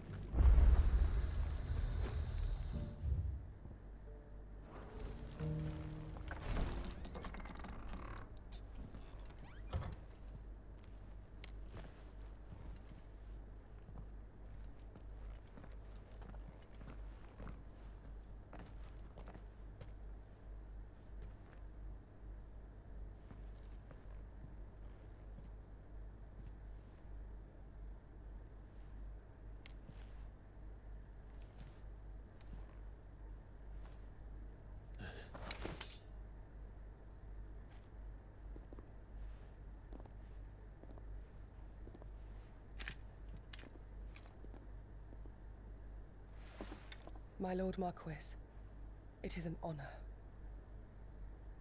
I am Yotei, Knight of the Undying, charged with the protection of His Grace Joshua Rosfield, Keeper of the Flame of the Phoenix. Of course.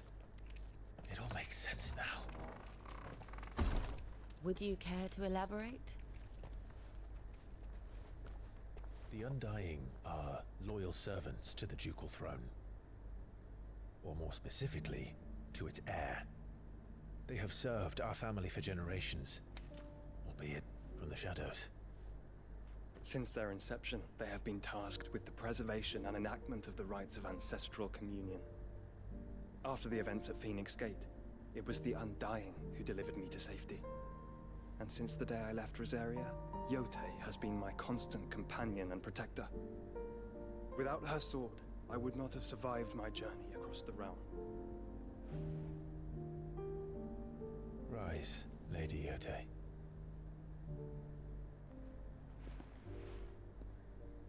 You saved my brother. I owe you a debt I can never repay. I but did my duty. Come now. Tell us what you've discovered. Your Grace. It is as you feared. The vessel we spied off the coast of the Crystalline Dominion on the night of her fall. It was the Einherjar. Beyond any doubt. The Black Galleon. Joshua, the Einherjar is the Royalists' flagship. What business would they have in the Dominion? Upon learning of Waloed's involvement in recent events at Drake's Fang, I sensed the malign influence of Ultima, and bid Yote and the Undying look into the matter. We have reason to believe that the Black Galleon weighed anchor shortly after the fighting began, and set a course due south. For Canva. Then it is Waloed knights who besiege the cities. What is left of them, yes. And the Black Galleon sails at but one man's behest. Barnabas Tharm.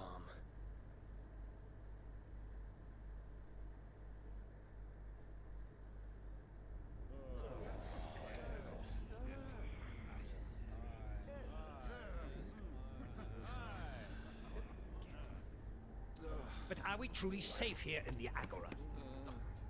The city guard have been paid, if that's what you're implying. All the more reason for them to run. Well, you are free to leave, Lord Minister. Markets abandoned, warehouses aflame, blackened hulls choking every port in the capital. Canva is ruined. The realm teeters on the brink of chaos, and all you can think about is commerce. Forgive us. We were not aware Dhalmekia now subsisted on charity. How dare you?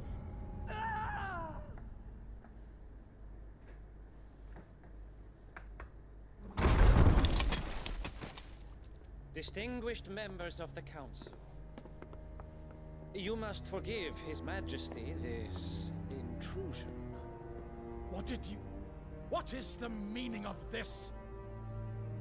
A trifle crowded, but I fear it will have to serve, my liege. Very well. My colleagues, do you not see? The king!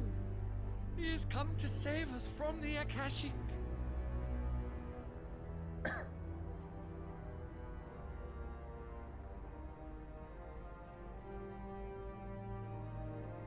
He is a gift from the heavens, divine intervention, our very salvation.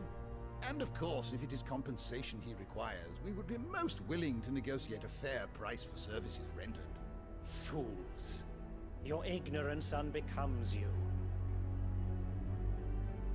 Your Majesty, correct me if I'm wrong, but I would swear that the fiends washing the cobbles of Canva with the blood of her citizens wear the colors of Waloed. Ha! So you do not deny it. Guards, fetter them, and see our guests to the dungeons!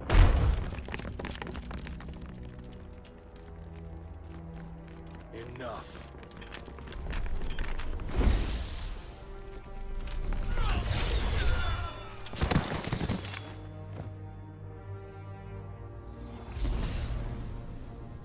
Pathetic creatures.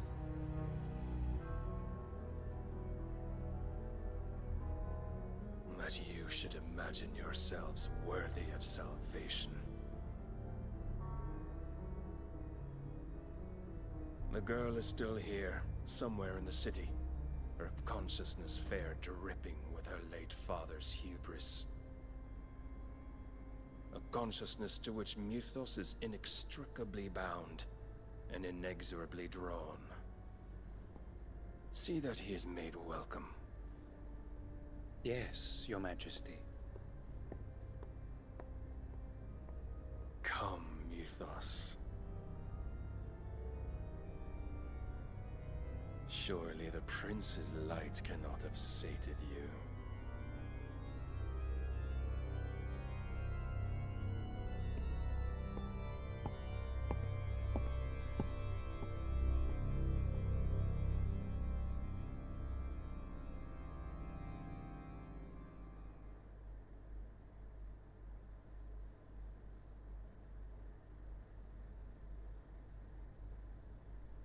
So then, how long has Waloed been under Ultima's control?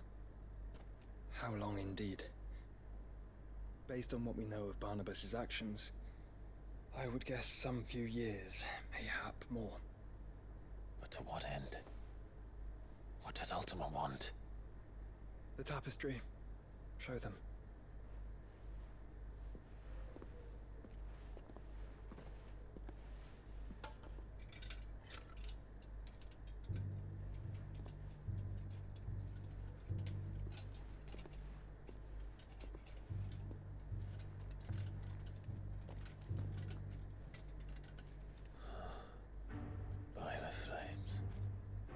Phoenix Gate, Drake's Breath, and now here. But what is it? It is old, ancient, even. Naught remains of the faith it represents, save what can be gleaned from the image itself. None could tell me what the one in the apothecary meant, even the Undying.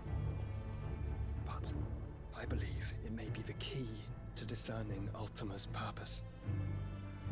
That figure in the center, the one beneath whom the icons congregate, that I believe to be Ultima. He is a god, or at least godlike. His very existence beyond our ken. The icons, and by extension their dominance, are meant to be his subjects, and while some, like Barnabas, have accepted this role, others have rejected it. Like you, Clive, which is rather inconvenient, as it appears he needs you most of all. And gods don't like to be disobeyed. No, I don't suppose they do. Clive, may I tell Yote of the lake? By all means. Yote, I will be accompanying my brother to the Free Cities. Whilst we are afield, I would have you watch over those Clive has made his wards. Omielos delan tuisag ilith. Though well concealed, the hideaway lacks trained fighters to defend its occupants should they be discovered. But it is my duty to... As it has ever been my brother's duty, remember. If that is your wish, Your Grace. But please be safe. If aught were to befall you, You have my word.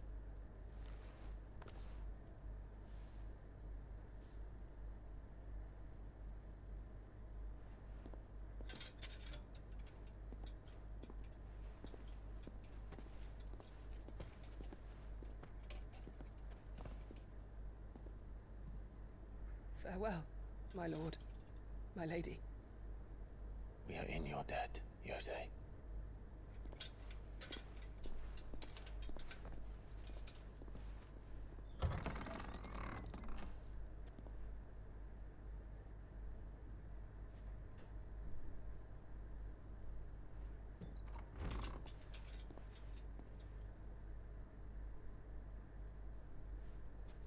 Let's find our friends.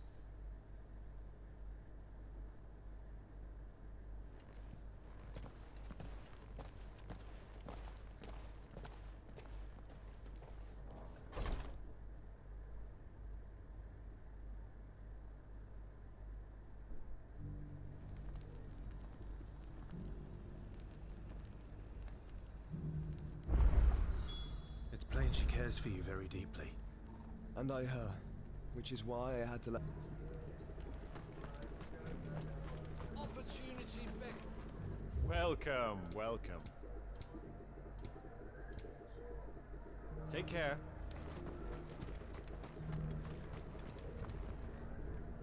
Is that blade for hire, perchance? Because I have a mind to make a killing. Figuratively, I hope. Well, yes and no. A passing caravan carried with it a rumor most fortuitous for one in my trade, that an elder Dread Evis had been sighted in the fields of Korava.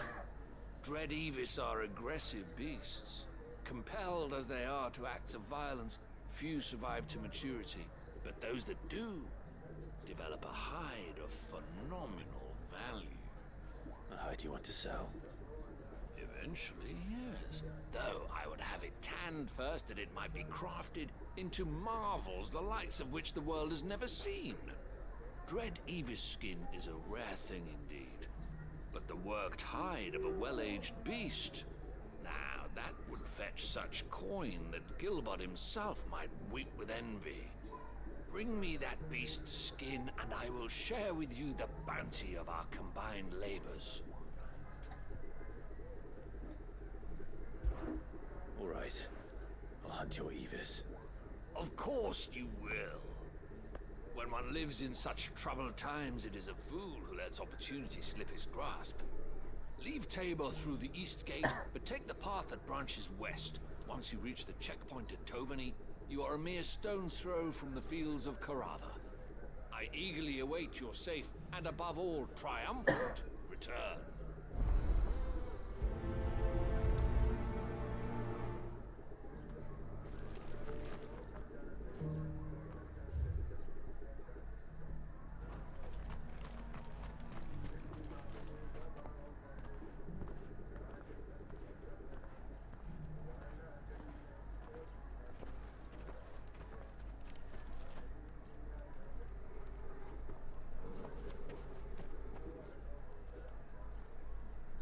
Cyril.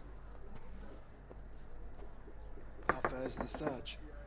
Well, Your Grace, my report shall be with you ere long. Ah, yes. Yotei is otherwise engaged, at my behest. And the duty of wardenship? Fulfilled. For as you see, I've been reunited with my first shield.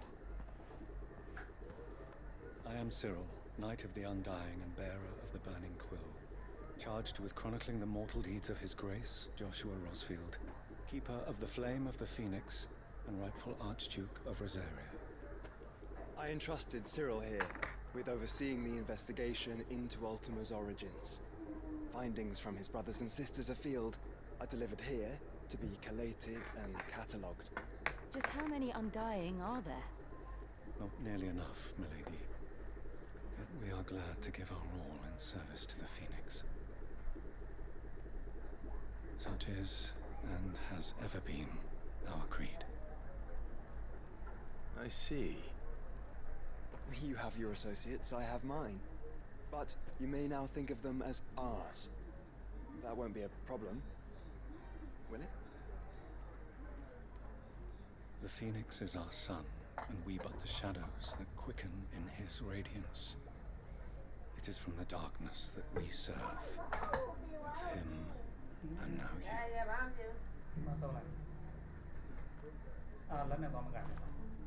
Pray accept this token.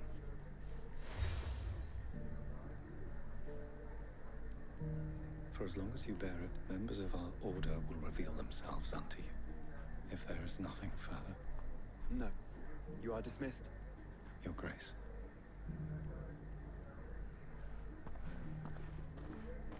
Is it Canva then? We'll talk about this later. Cyril seemed very, You certainly... Strange bedfellows, Joshua.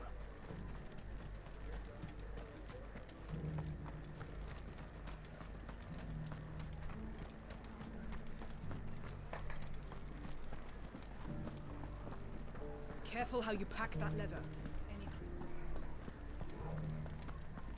crystals? You! Finally. No one was paying me the slightest heed. Is something wrong? At the university, the students would hang on my every word.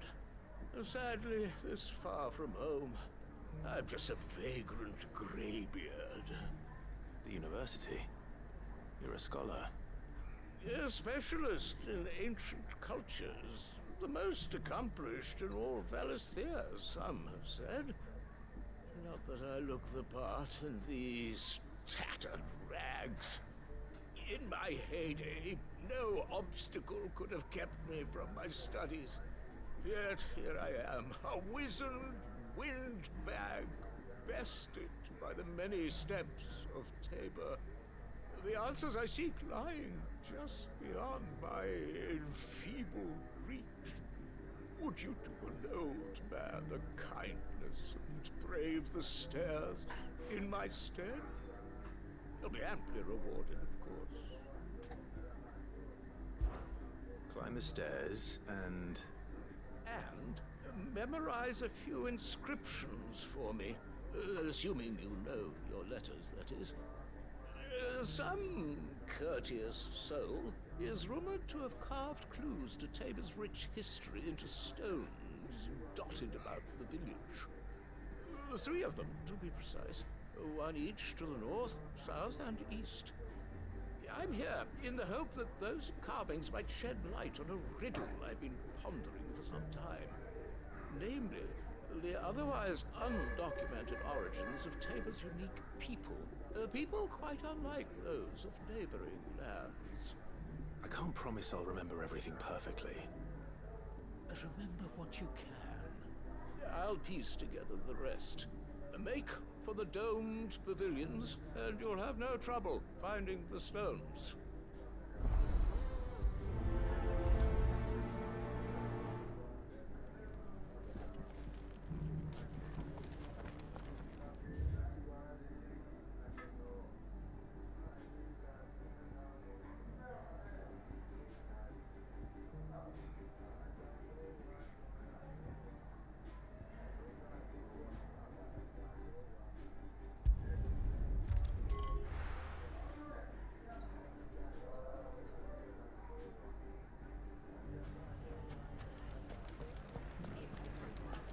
Bandits may be no more, but look what they've left us with.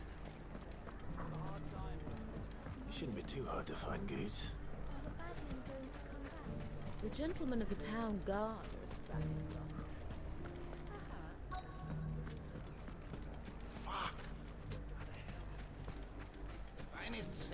Could be I know something more. Clive, listen! I found someone who says he's heard the rumors about Nan. Have you? Go on. Tell him what you told me. All right. It's like I said.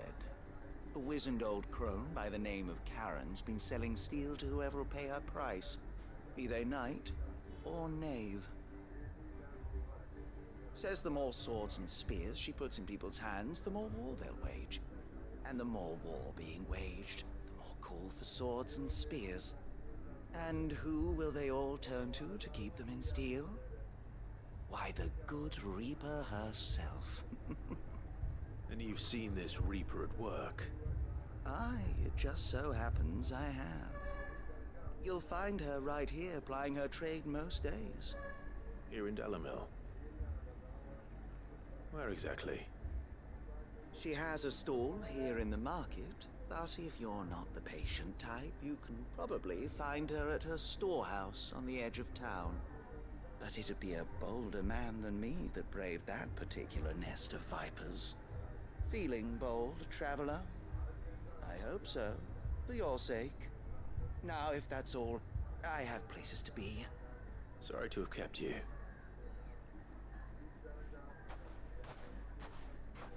You don't think Nan's the Reaper, do you? Not unless she's discovered the secret of how to be in 2 places at once. Eh? What do you mean? Lady Karen hasn't left the hideaway in weeks. So who has been running this store he spoke of? Good question. I'll go and have a look. And I'll visit this storehouse on the edge of town. All right, but be careful, Clive. You too, Goods.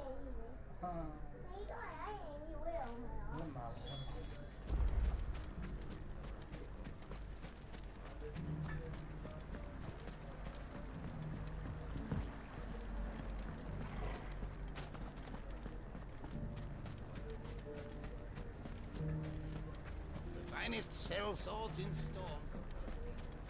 Fuck! The gentlemen of the town guard are a strapping bunch. Mummy.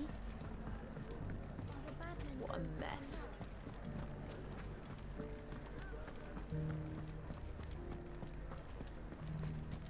You fought very bravely. The safety of the town is...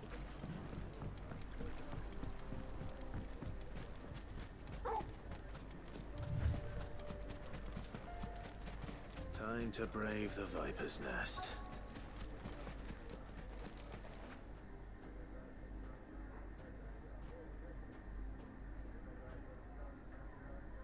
Just you, is it? Thought I might have laid it on a bit thick. It was a fairly unconvincing tale. So, what now? That's up to you.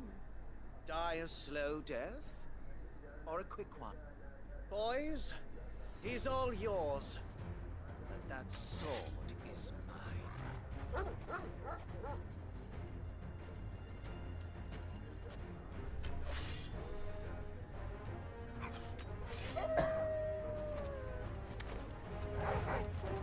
Leave now, or we can pretend this didn't happen.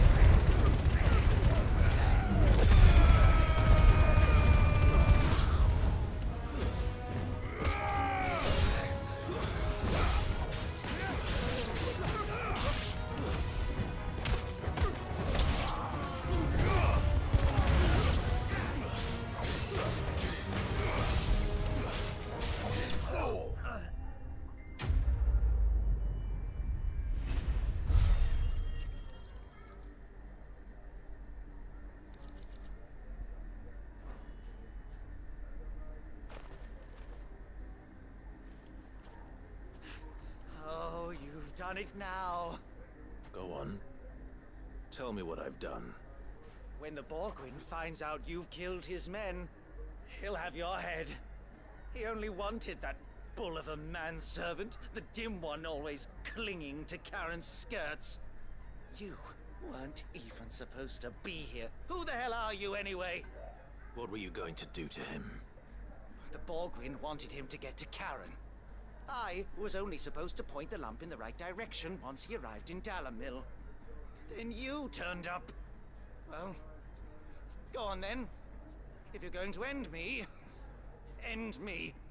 You're not worth the effort. Now be gone, before I change my mind. Fucking coward! I need to find Goods. Right now.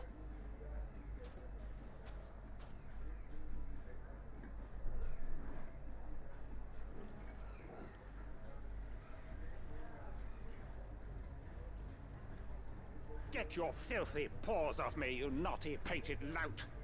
Stop calling me names! And stop spreading them horrible lies about Nan! Well, that will be easy enough. For they are not lies. Every last word is true. And she must pay for her crimes in blood. Blood? Good. Are you all right? He's gonna kill Nan! He said she had to pay in blood!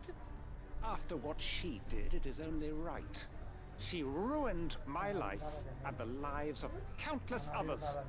That loathsome harpy's very existence is a crime, and I will not allow it to continue. Goods, was it? I have no quarrel with you. Only with your employer. Run along now. You need not pay for her sins. No. No? I don't care what she did. I won't let you hurt Nan. Promise me you won't hurt her, or I'll kill you myself! Goops, no. Enough, all of you!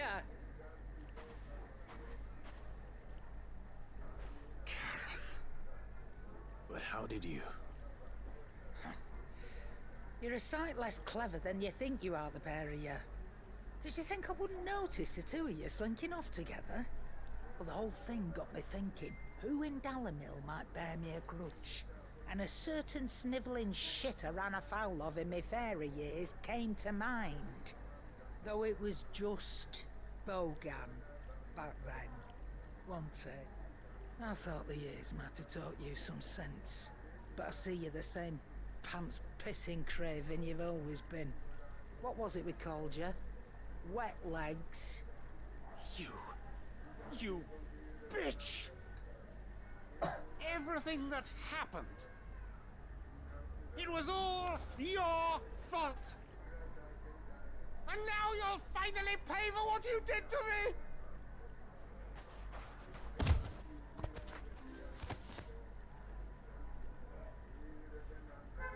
Gooch, you...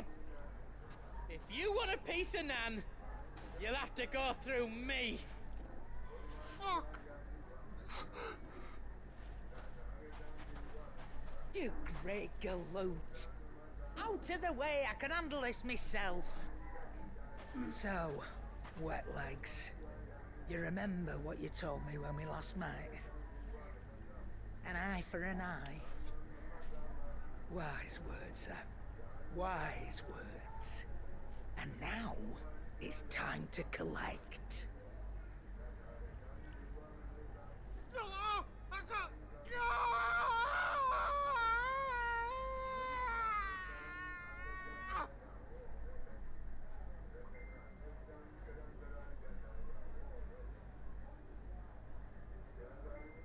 Sorry to keep you waiting. Is he... Dead? No. But I reckon he wishes he was. It isn't easy going through life one eye short of a pair. After all, I should know. You don't mean... Oh, don't tell me you didn't notice. Lost it to old Wet Legs back when we were working the same routes. Said I'd stolen from his strongbox. I'd done nothing of the sort, mind. But that didn't stop him taking his little revenge. So I took some of my own. Sorry, lost everything. His coin, his clients. Always knew he'd be back one day to claim his due. But he crossed a line dragging poor Goots into this. He didn't hurt you, did he? No, Nan. Still got all my arms, see? Legs too. But what if he comes back again? What if he does? First we take the other eye, then we work our way down. He'll learn his lesson soon enough. But something tells me the Wet Legs has learned it already. Right. Let's get you back to the hideaway. You've attracted quite enough attention already. Ta-ra, Clive. Remind me never to cross you, Karen.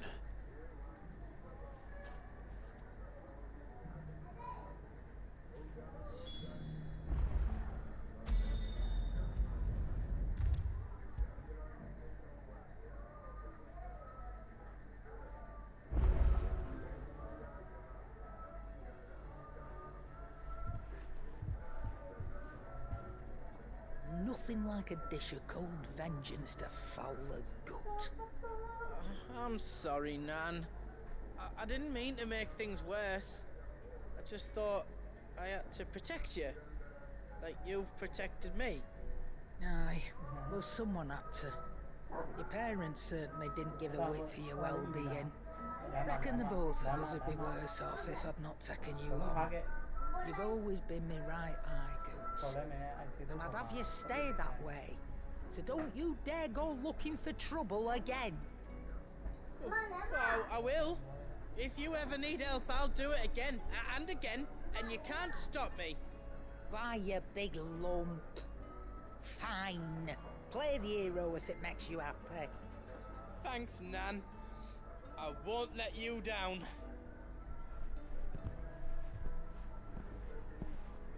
There's nothing he wouldn't do for you.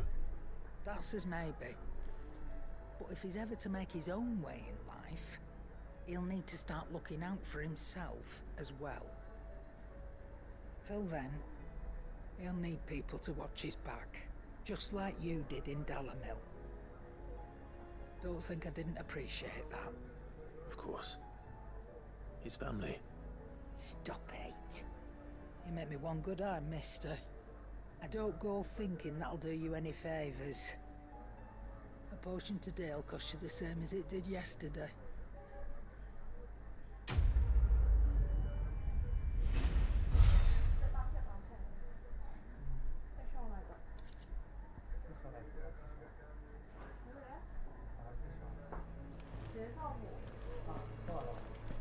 Did you see the pair that got pulled into tires?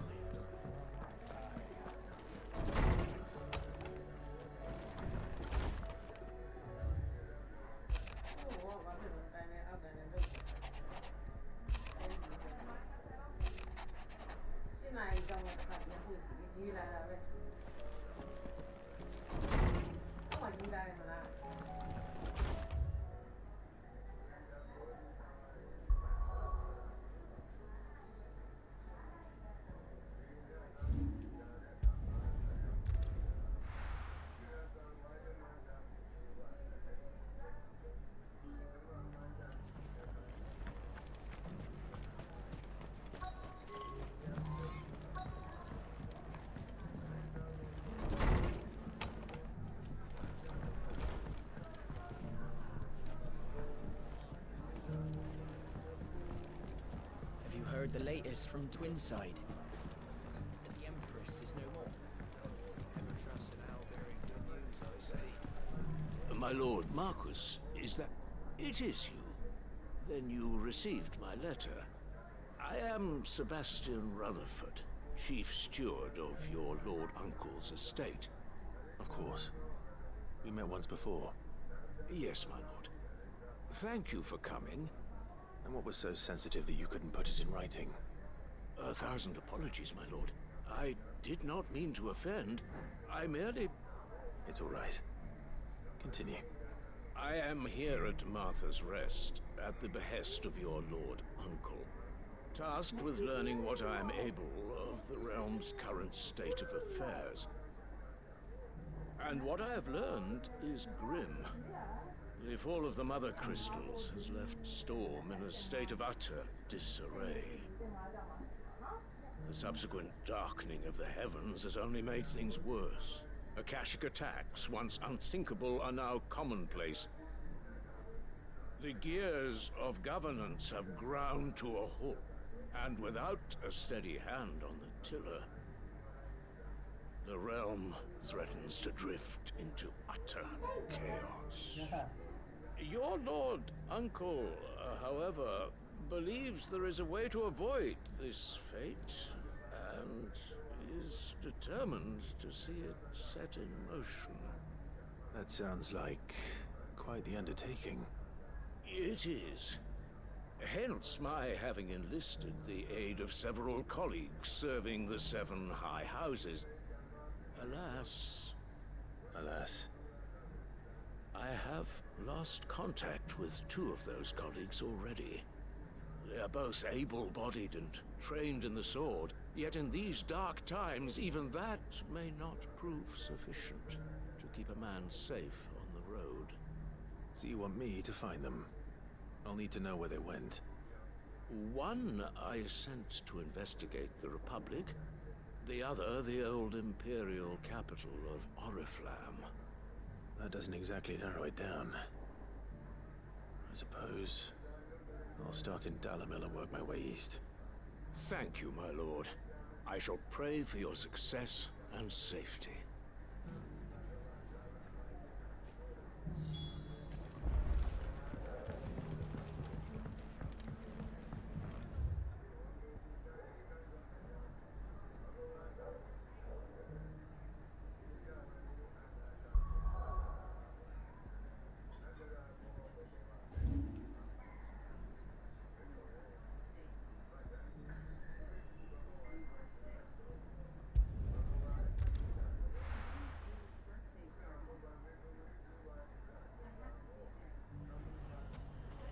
It's not going to be easy finding one man in an entire republic. Let's hope someone here's seen something.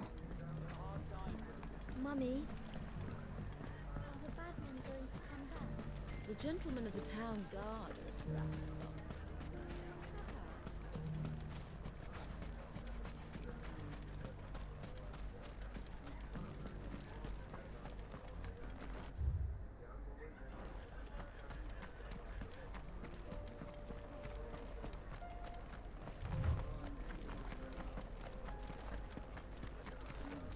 Someone's got himself in trouble.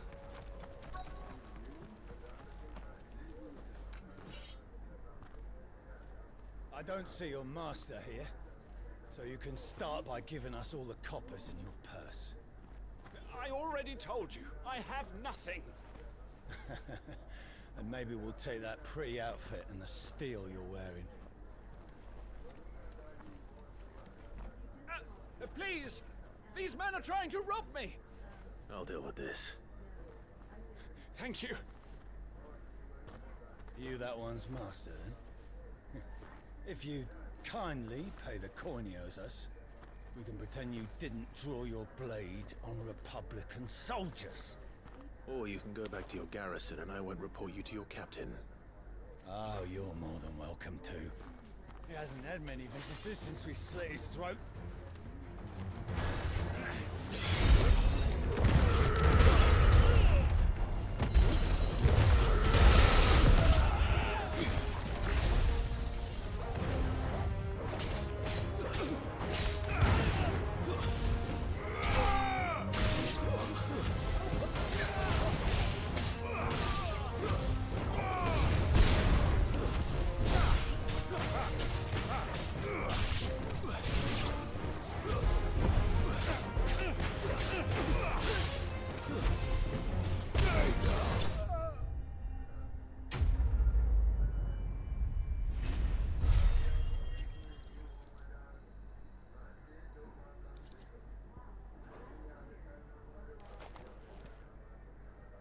I'd expect as much from Hugo's faithful, but these were men of the fist. Much has changed in the Republican army since they lost their rock. You've seen this kind of thing before, then? Many times. I was sent here to observe the situation. You're one of Rutherford's men. He sent me to look for you. Well, then you have my thanks. I fancy I could defend myself against one, perhaps two, but a whole regiment. I arrived in Dalimil several days ago, but when I called upon the captain of the local garrison to make inquiries, his men confiscated my effects and locked me in a cell. The captain is no more, and his men make the rules now. Fortunately, I was able to bribe my way free, only to be stopped again by those soldiers you so kindly dispatched. What of the Fist's central command?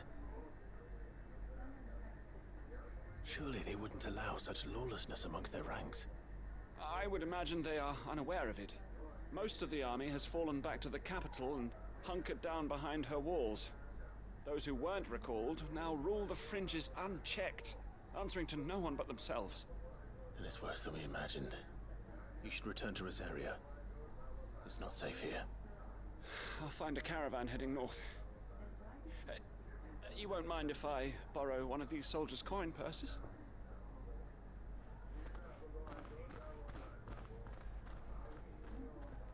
Not at all. Now, to find this second associate of Rutherford's. If he was bound for Oriflamme, I'll start at Northreach and see if I can pick up his trail.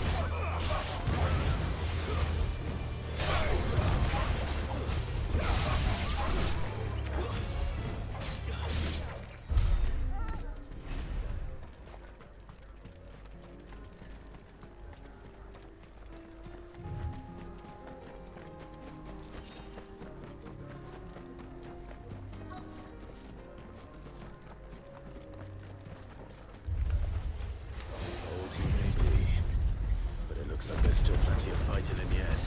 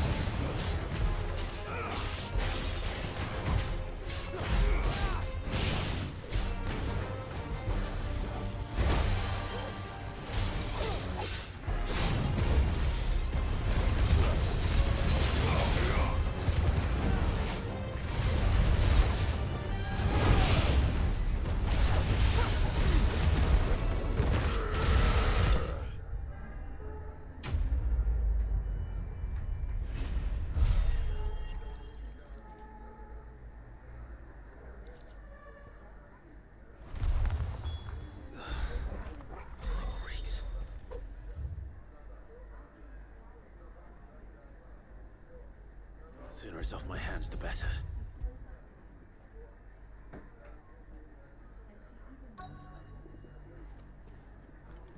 Here's your hide, as requested. I worried you might never return. Quickly, let me see it.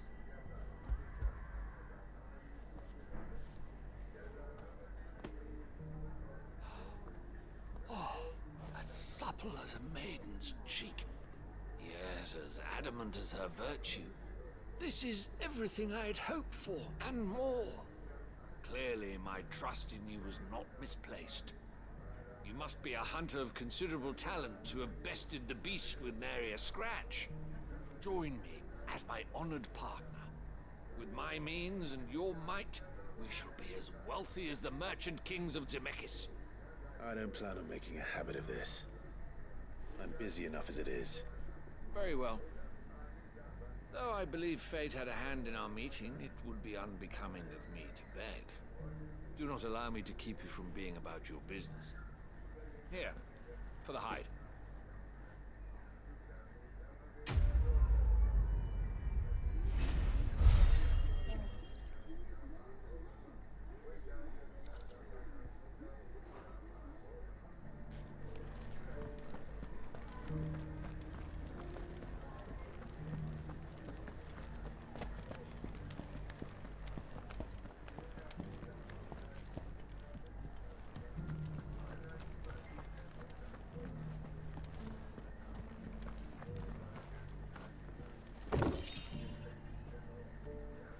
So it's these stones to Canva, and the rest of the boxes to Dalman.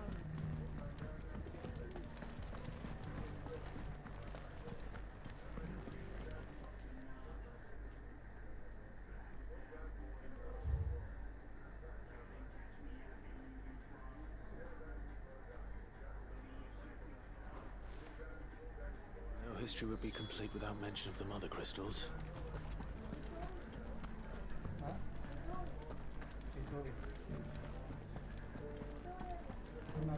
How are those new boots treating you? Fantastic. Soft as wings.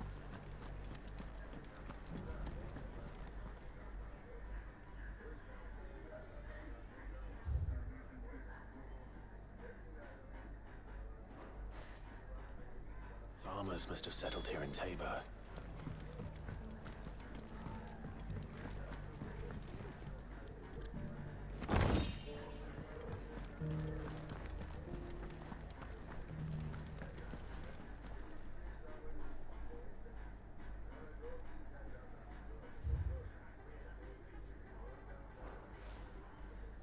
What golden plains might the wanderers have called home, I wonder?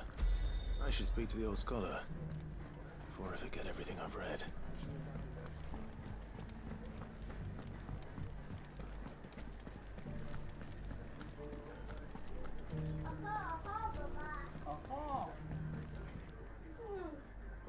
The engravings were in good repair considering their age.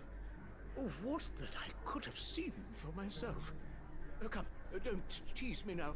What did you learn of this place and its people?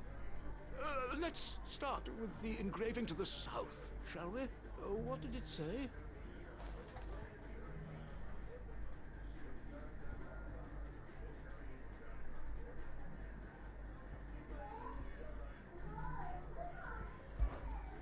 Guardians of the Crystal, the first stones of Tabor, sacred hold thy noble blood, till ends the mother's labor. I'm pretty sure that was it. Fascinating. It would seem the founders of this city were descendants of those fallen charged with protecting the Mother Crystals. But whatever could have driven the Guardians so far from their sacred charges, I wonder? The engraving to the north is next, I think. Wanderers of the Golden Plains, lay your roots in stone. With pride recall thy noble past, and make these rocks a home. Or, I think that was it, at least. No doubt you're right. There are vestiges of nomadic customs in Tabor its guardian roots could never account for. This is proving most enlightening. Now, for the final stone.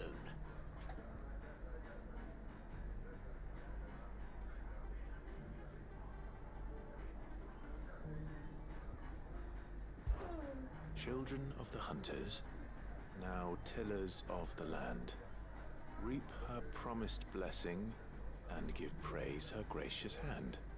That's all three. And so, we add primitive farmers to Tabor's founding peoples, the final piece of the puzzle. 3 engravings, one for each of the 3 peoples to have settled Tabor in ancient times.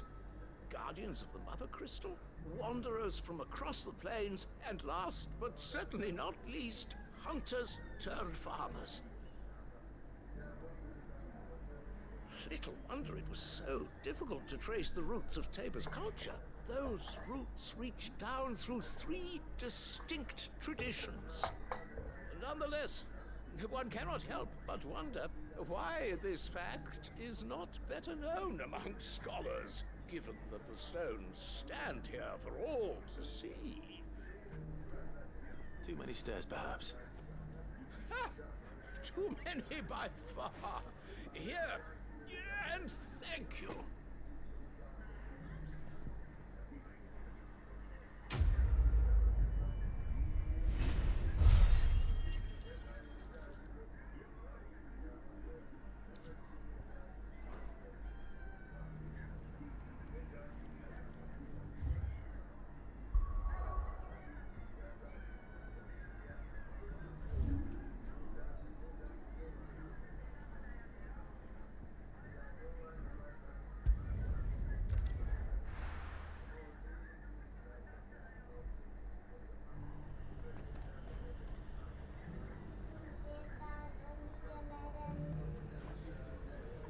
There's a lot of road between here and the capital. Rutherford's man could be anywhere.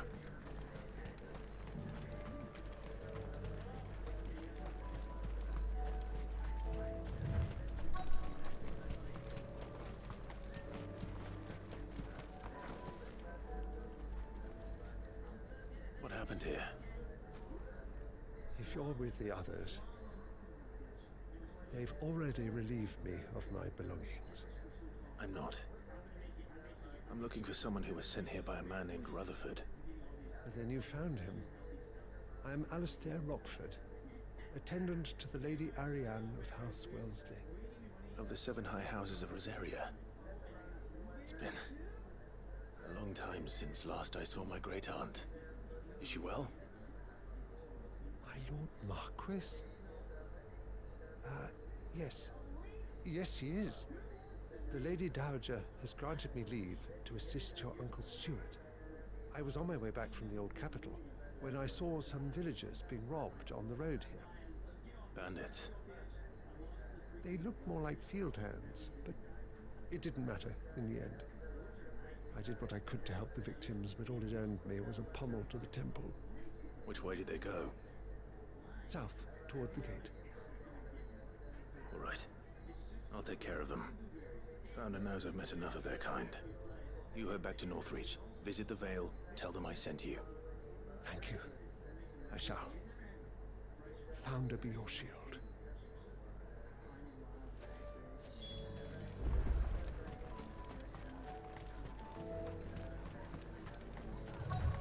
They just couldn't resist, could they?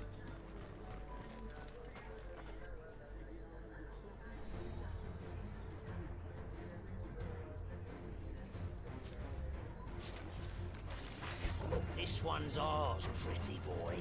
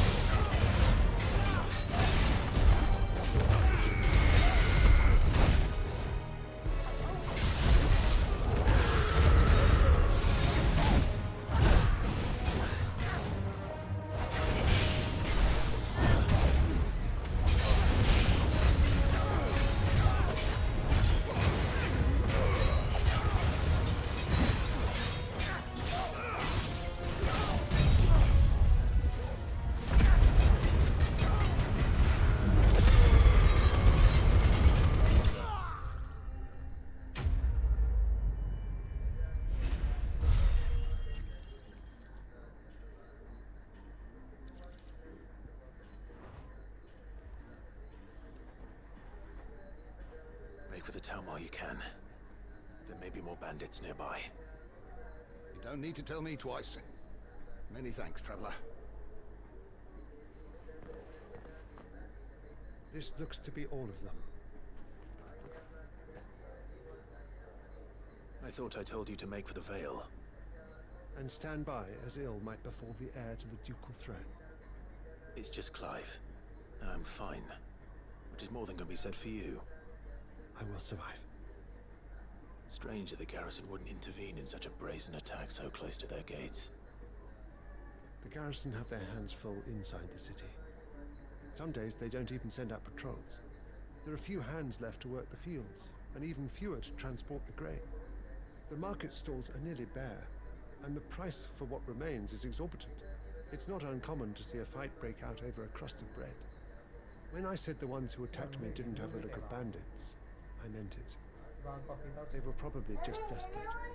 Rockford, listen to me. If you are to continue your investigation, you first need to seek the attention of a healer.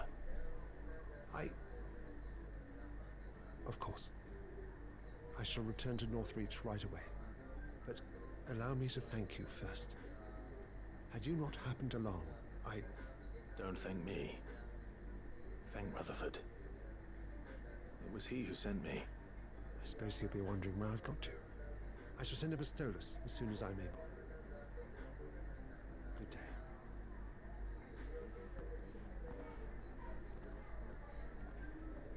My uncle certainly has his work cut out for him. If it isn't already too late. I should go and tell Rutherford that his colleagues are still in one piece.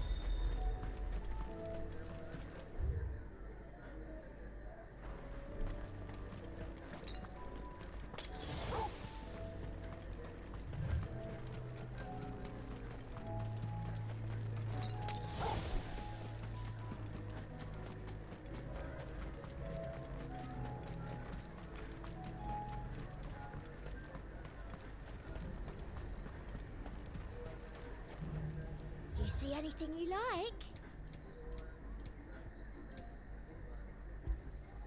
You've a keen eye.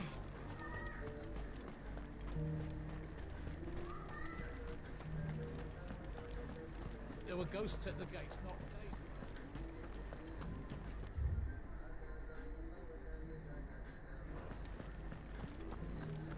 You needn't fret. The creatures have been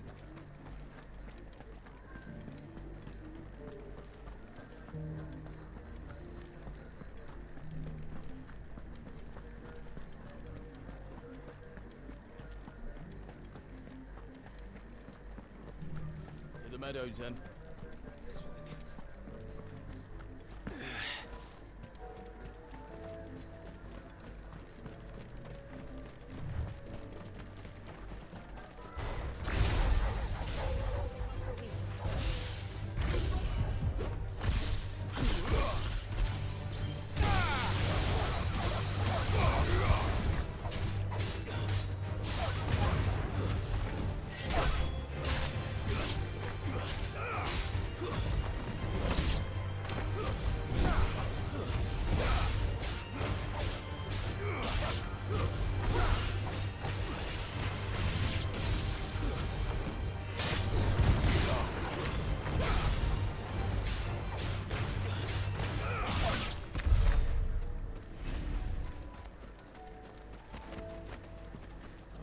said I should be able to find what I'm looking for somewhere nearby.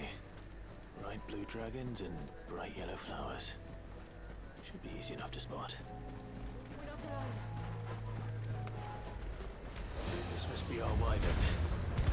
Right. Let's get this over with.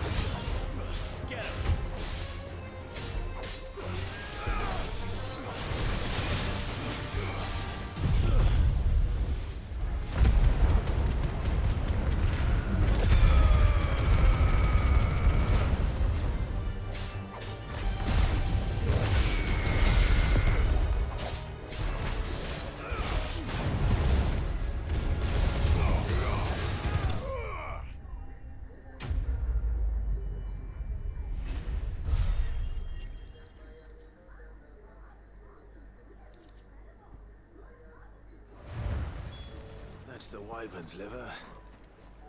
Now I just need to find the herbs. Bright yellow with a heady scent.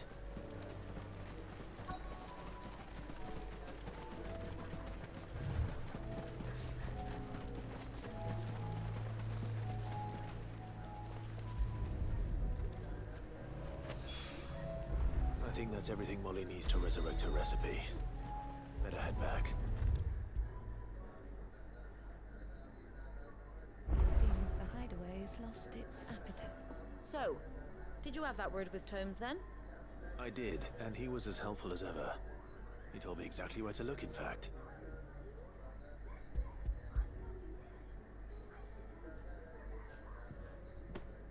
And what precisely will I be cooking up? Or is it better not to know? Blueback wyvern liver. And, a herb known as Saint's Bonnet. Ah, wyvern livers, was it? Well, at least it weren't actual worms, I suppose. Now then, you stay right where you are. I've got some cooking to do. Let's hope these grand old chefs of yore knew what they were on about.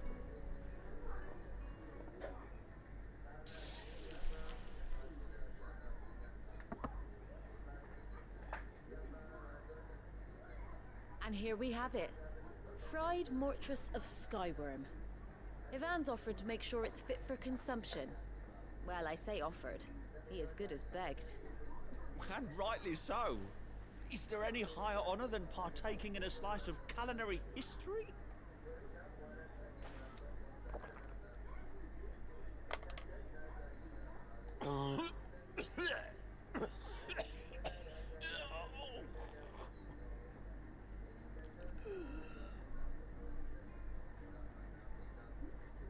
So, not fit for consumption then?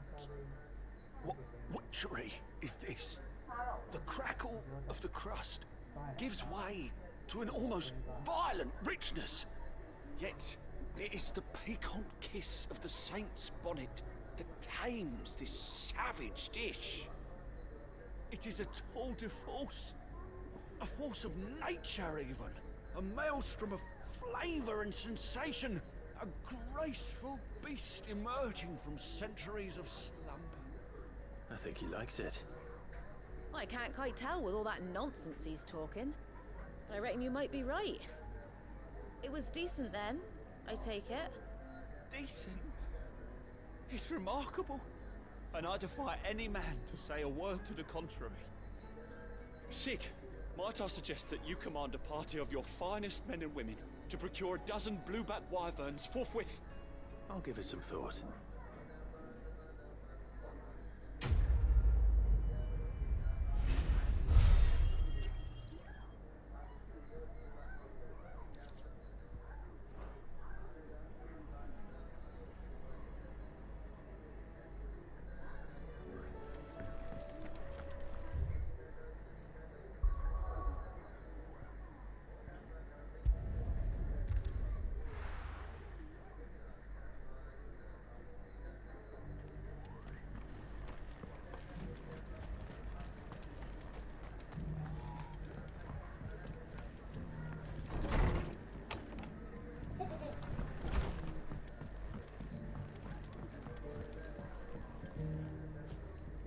see you're still here.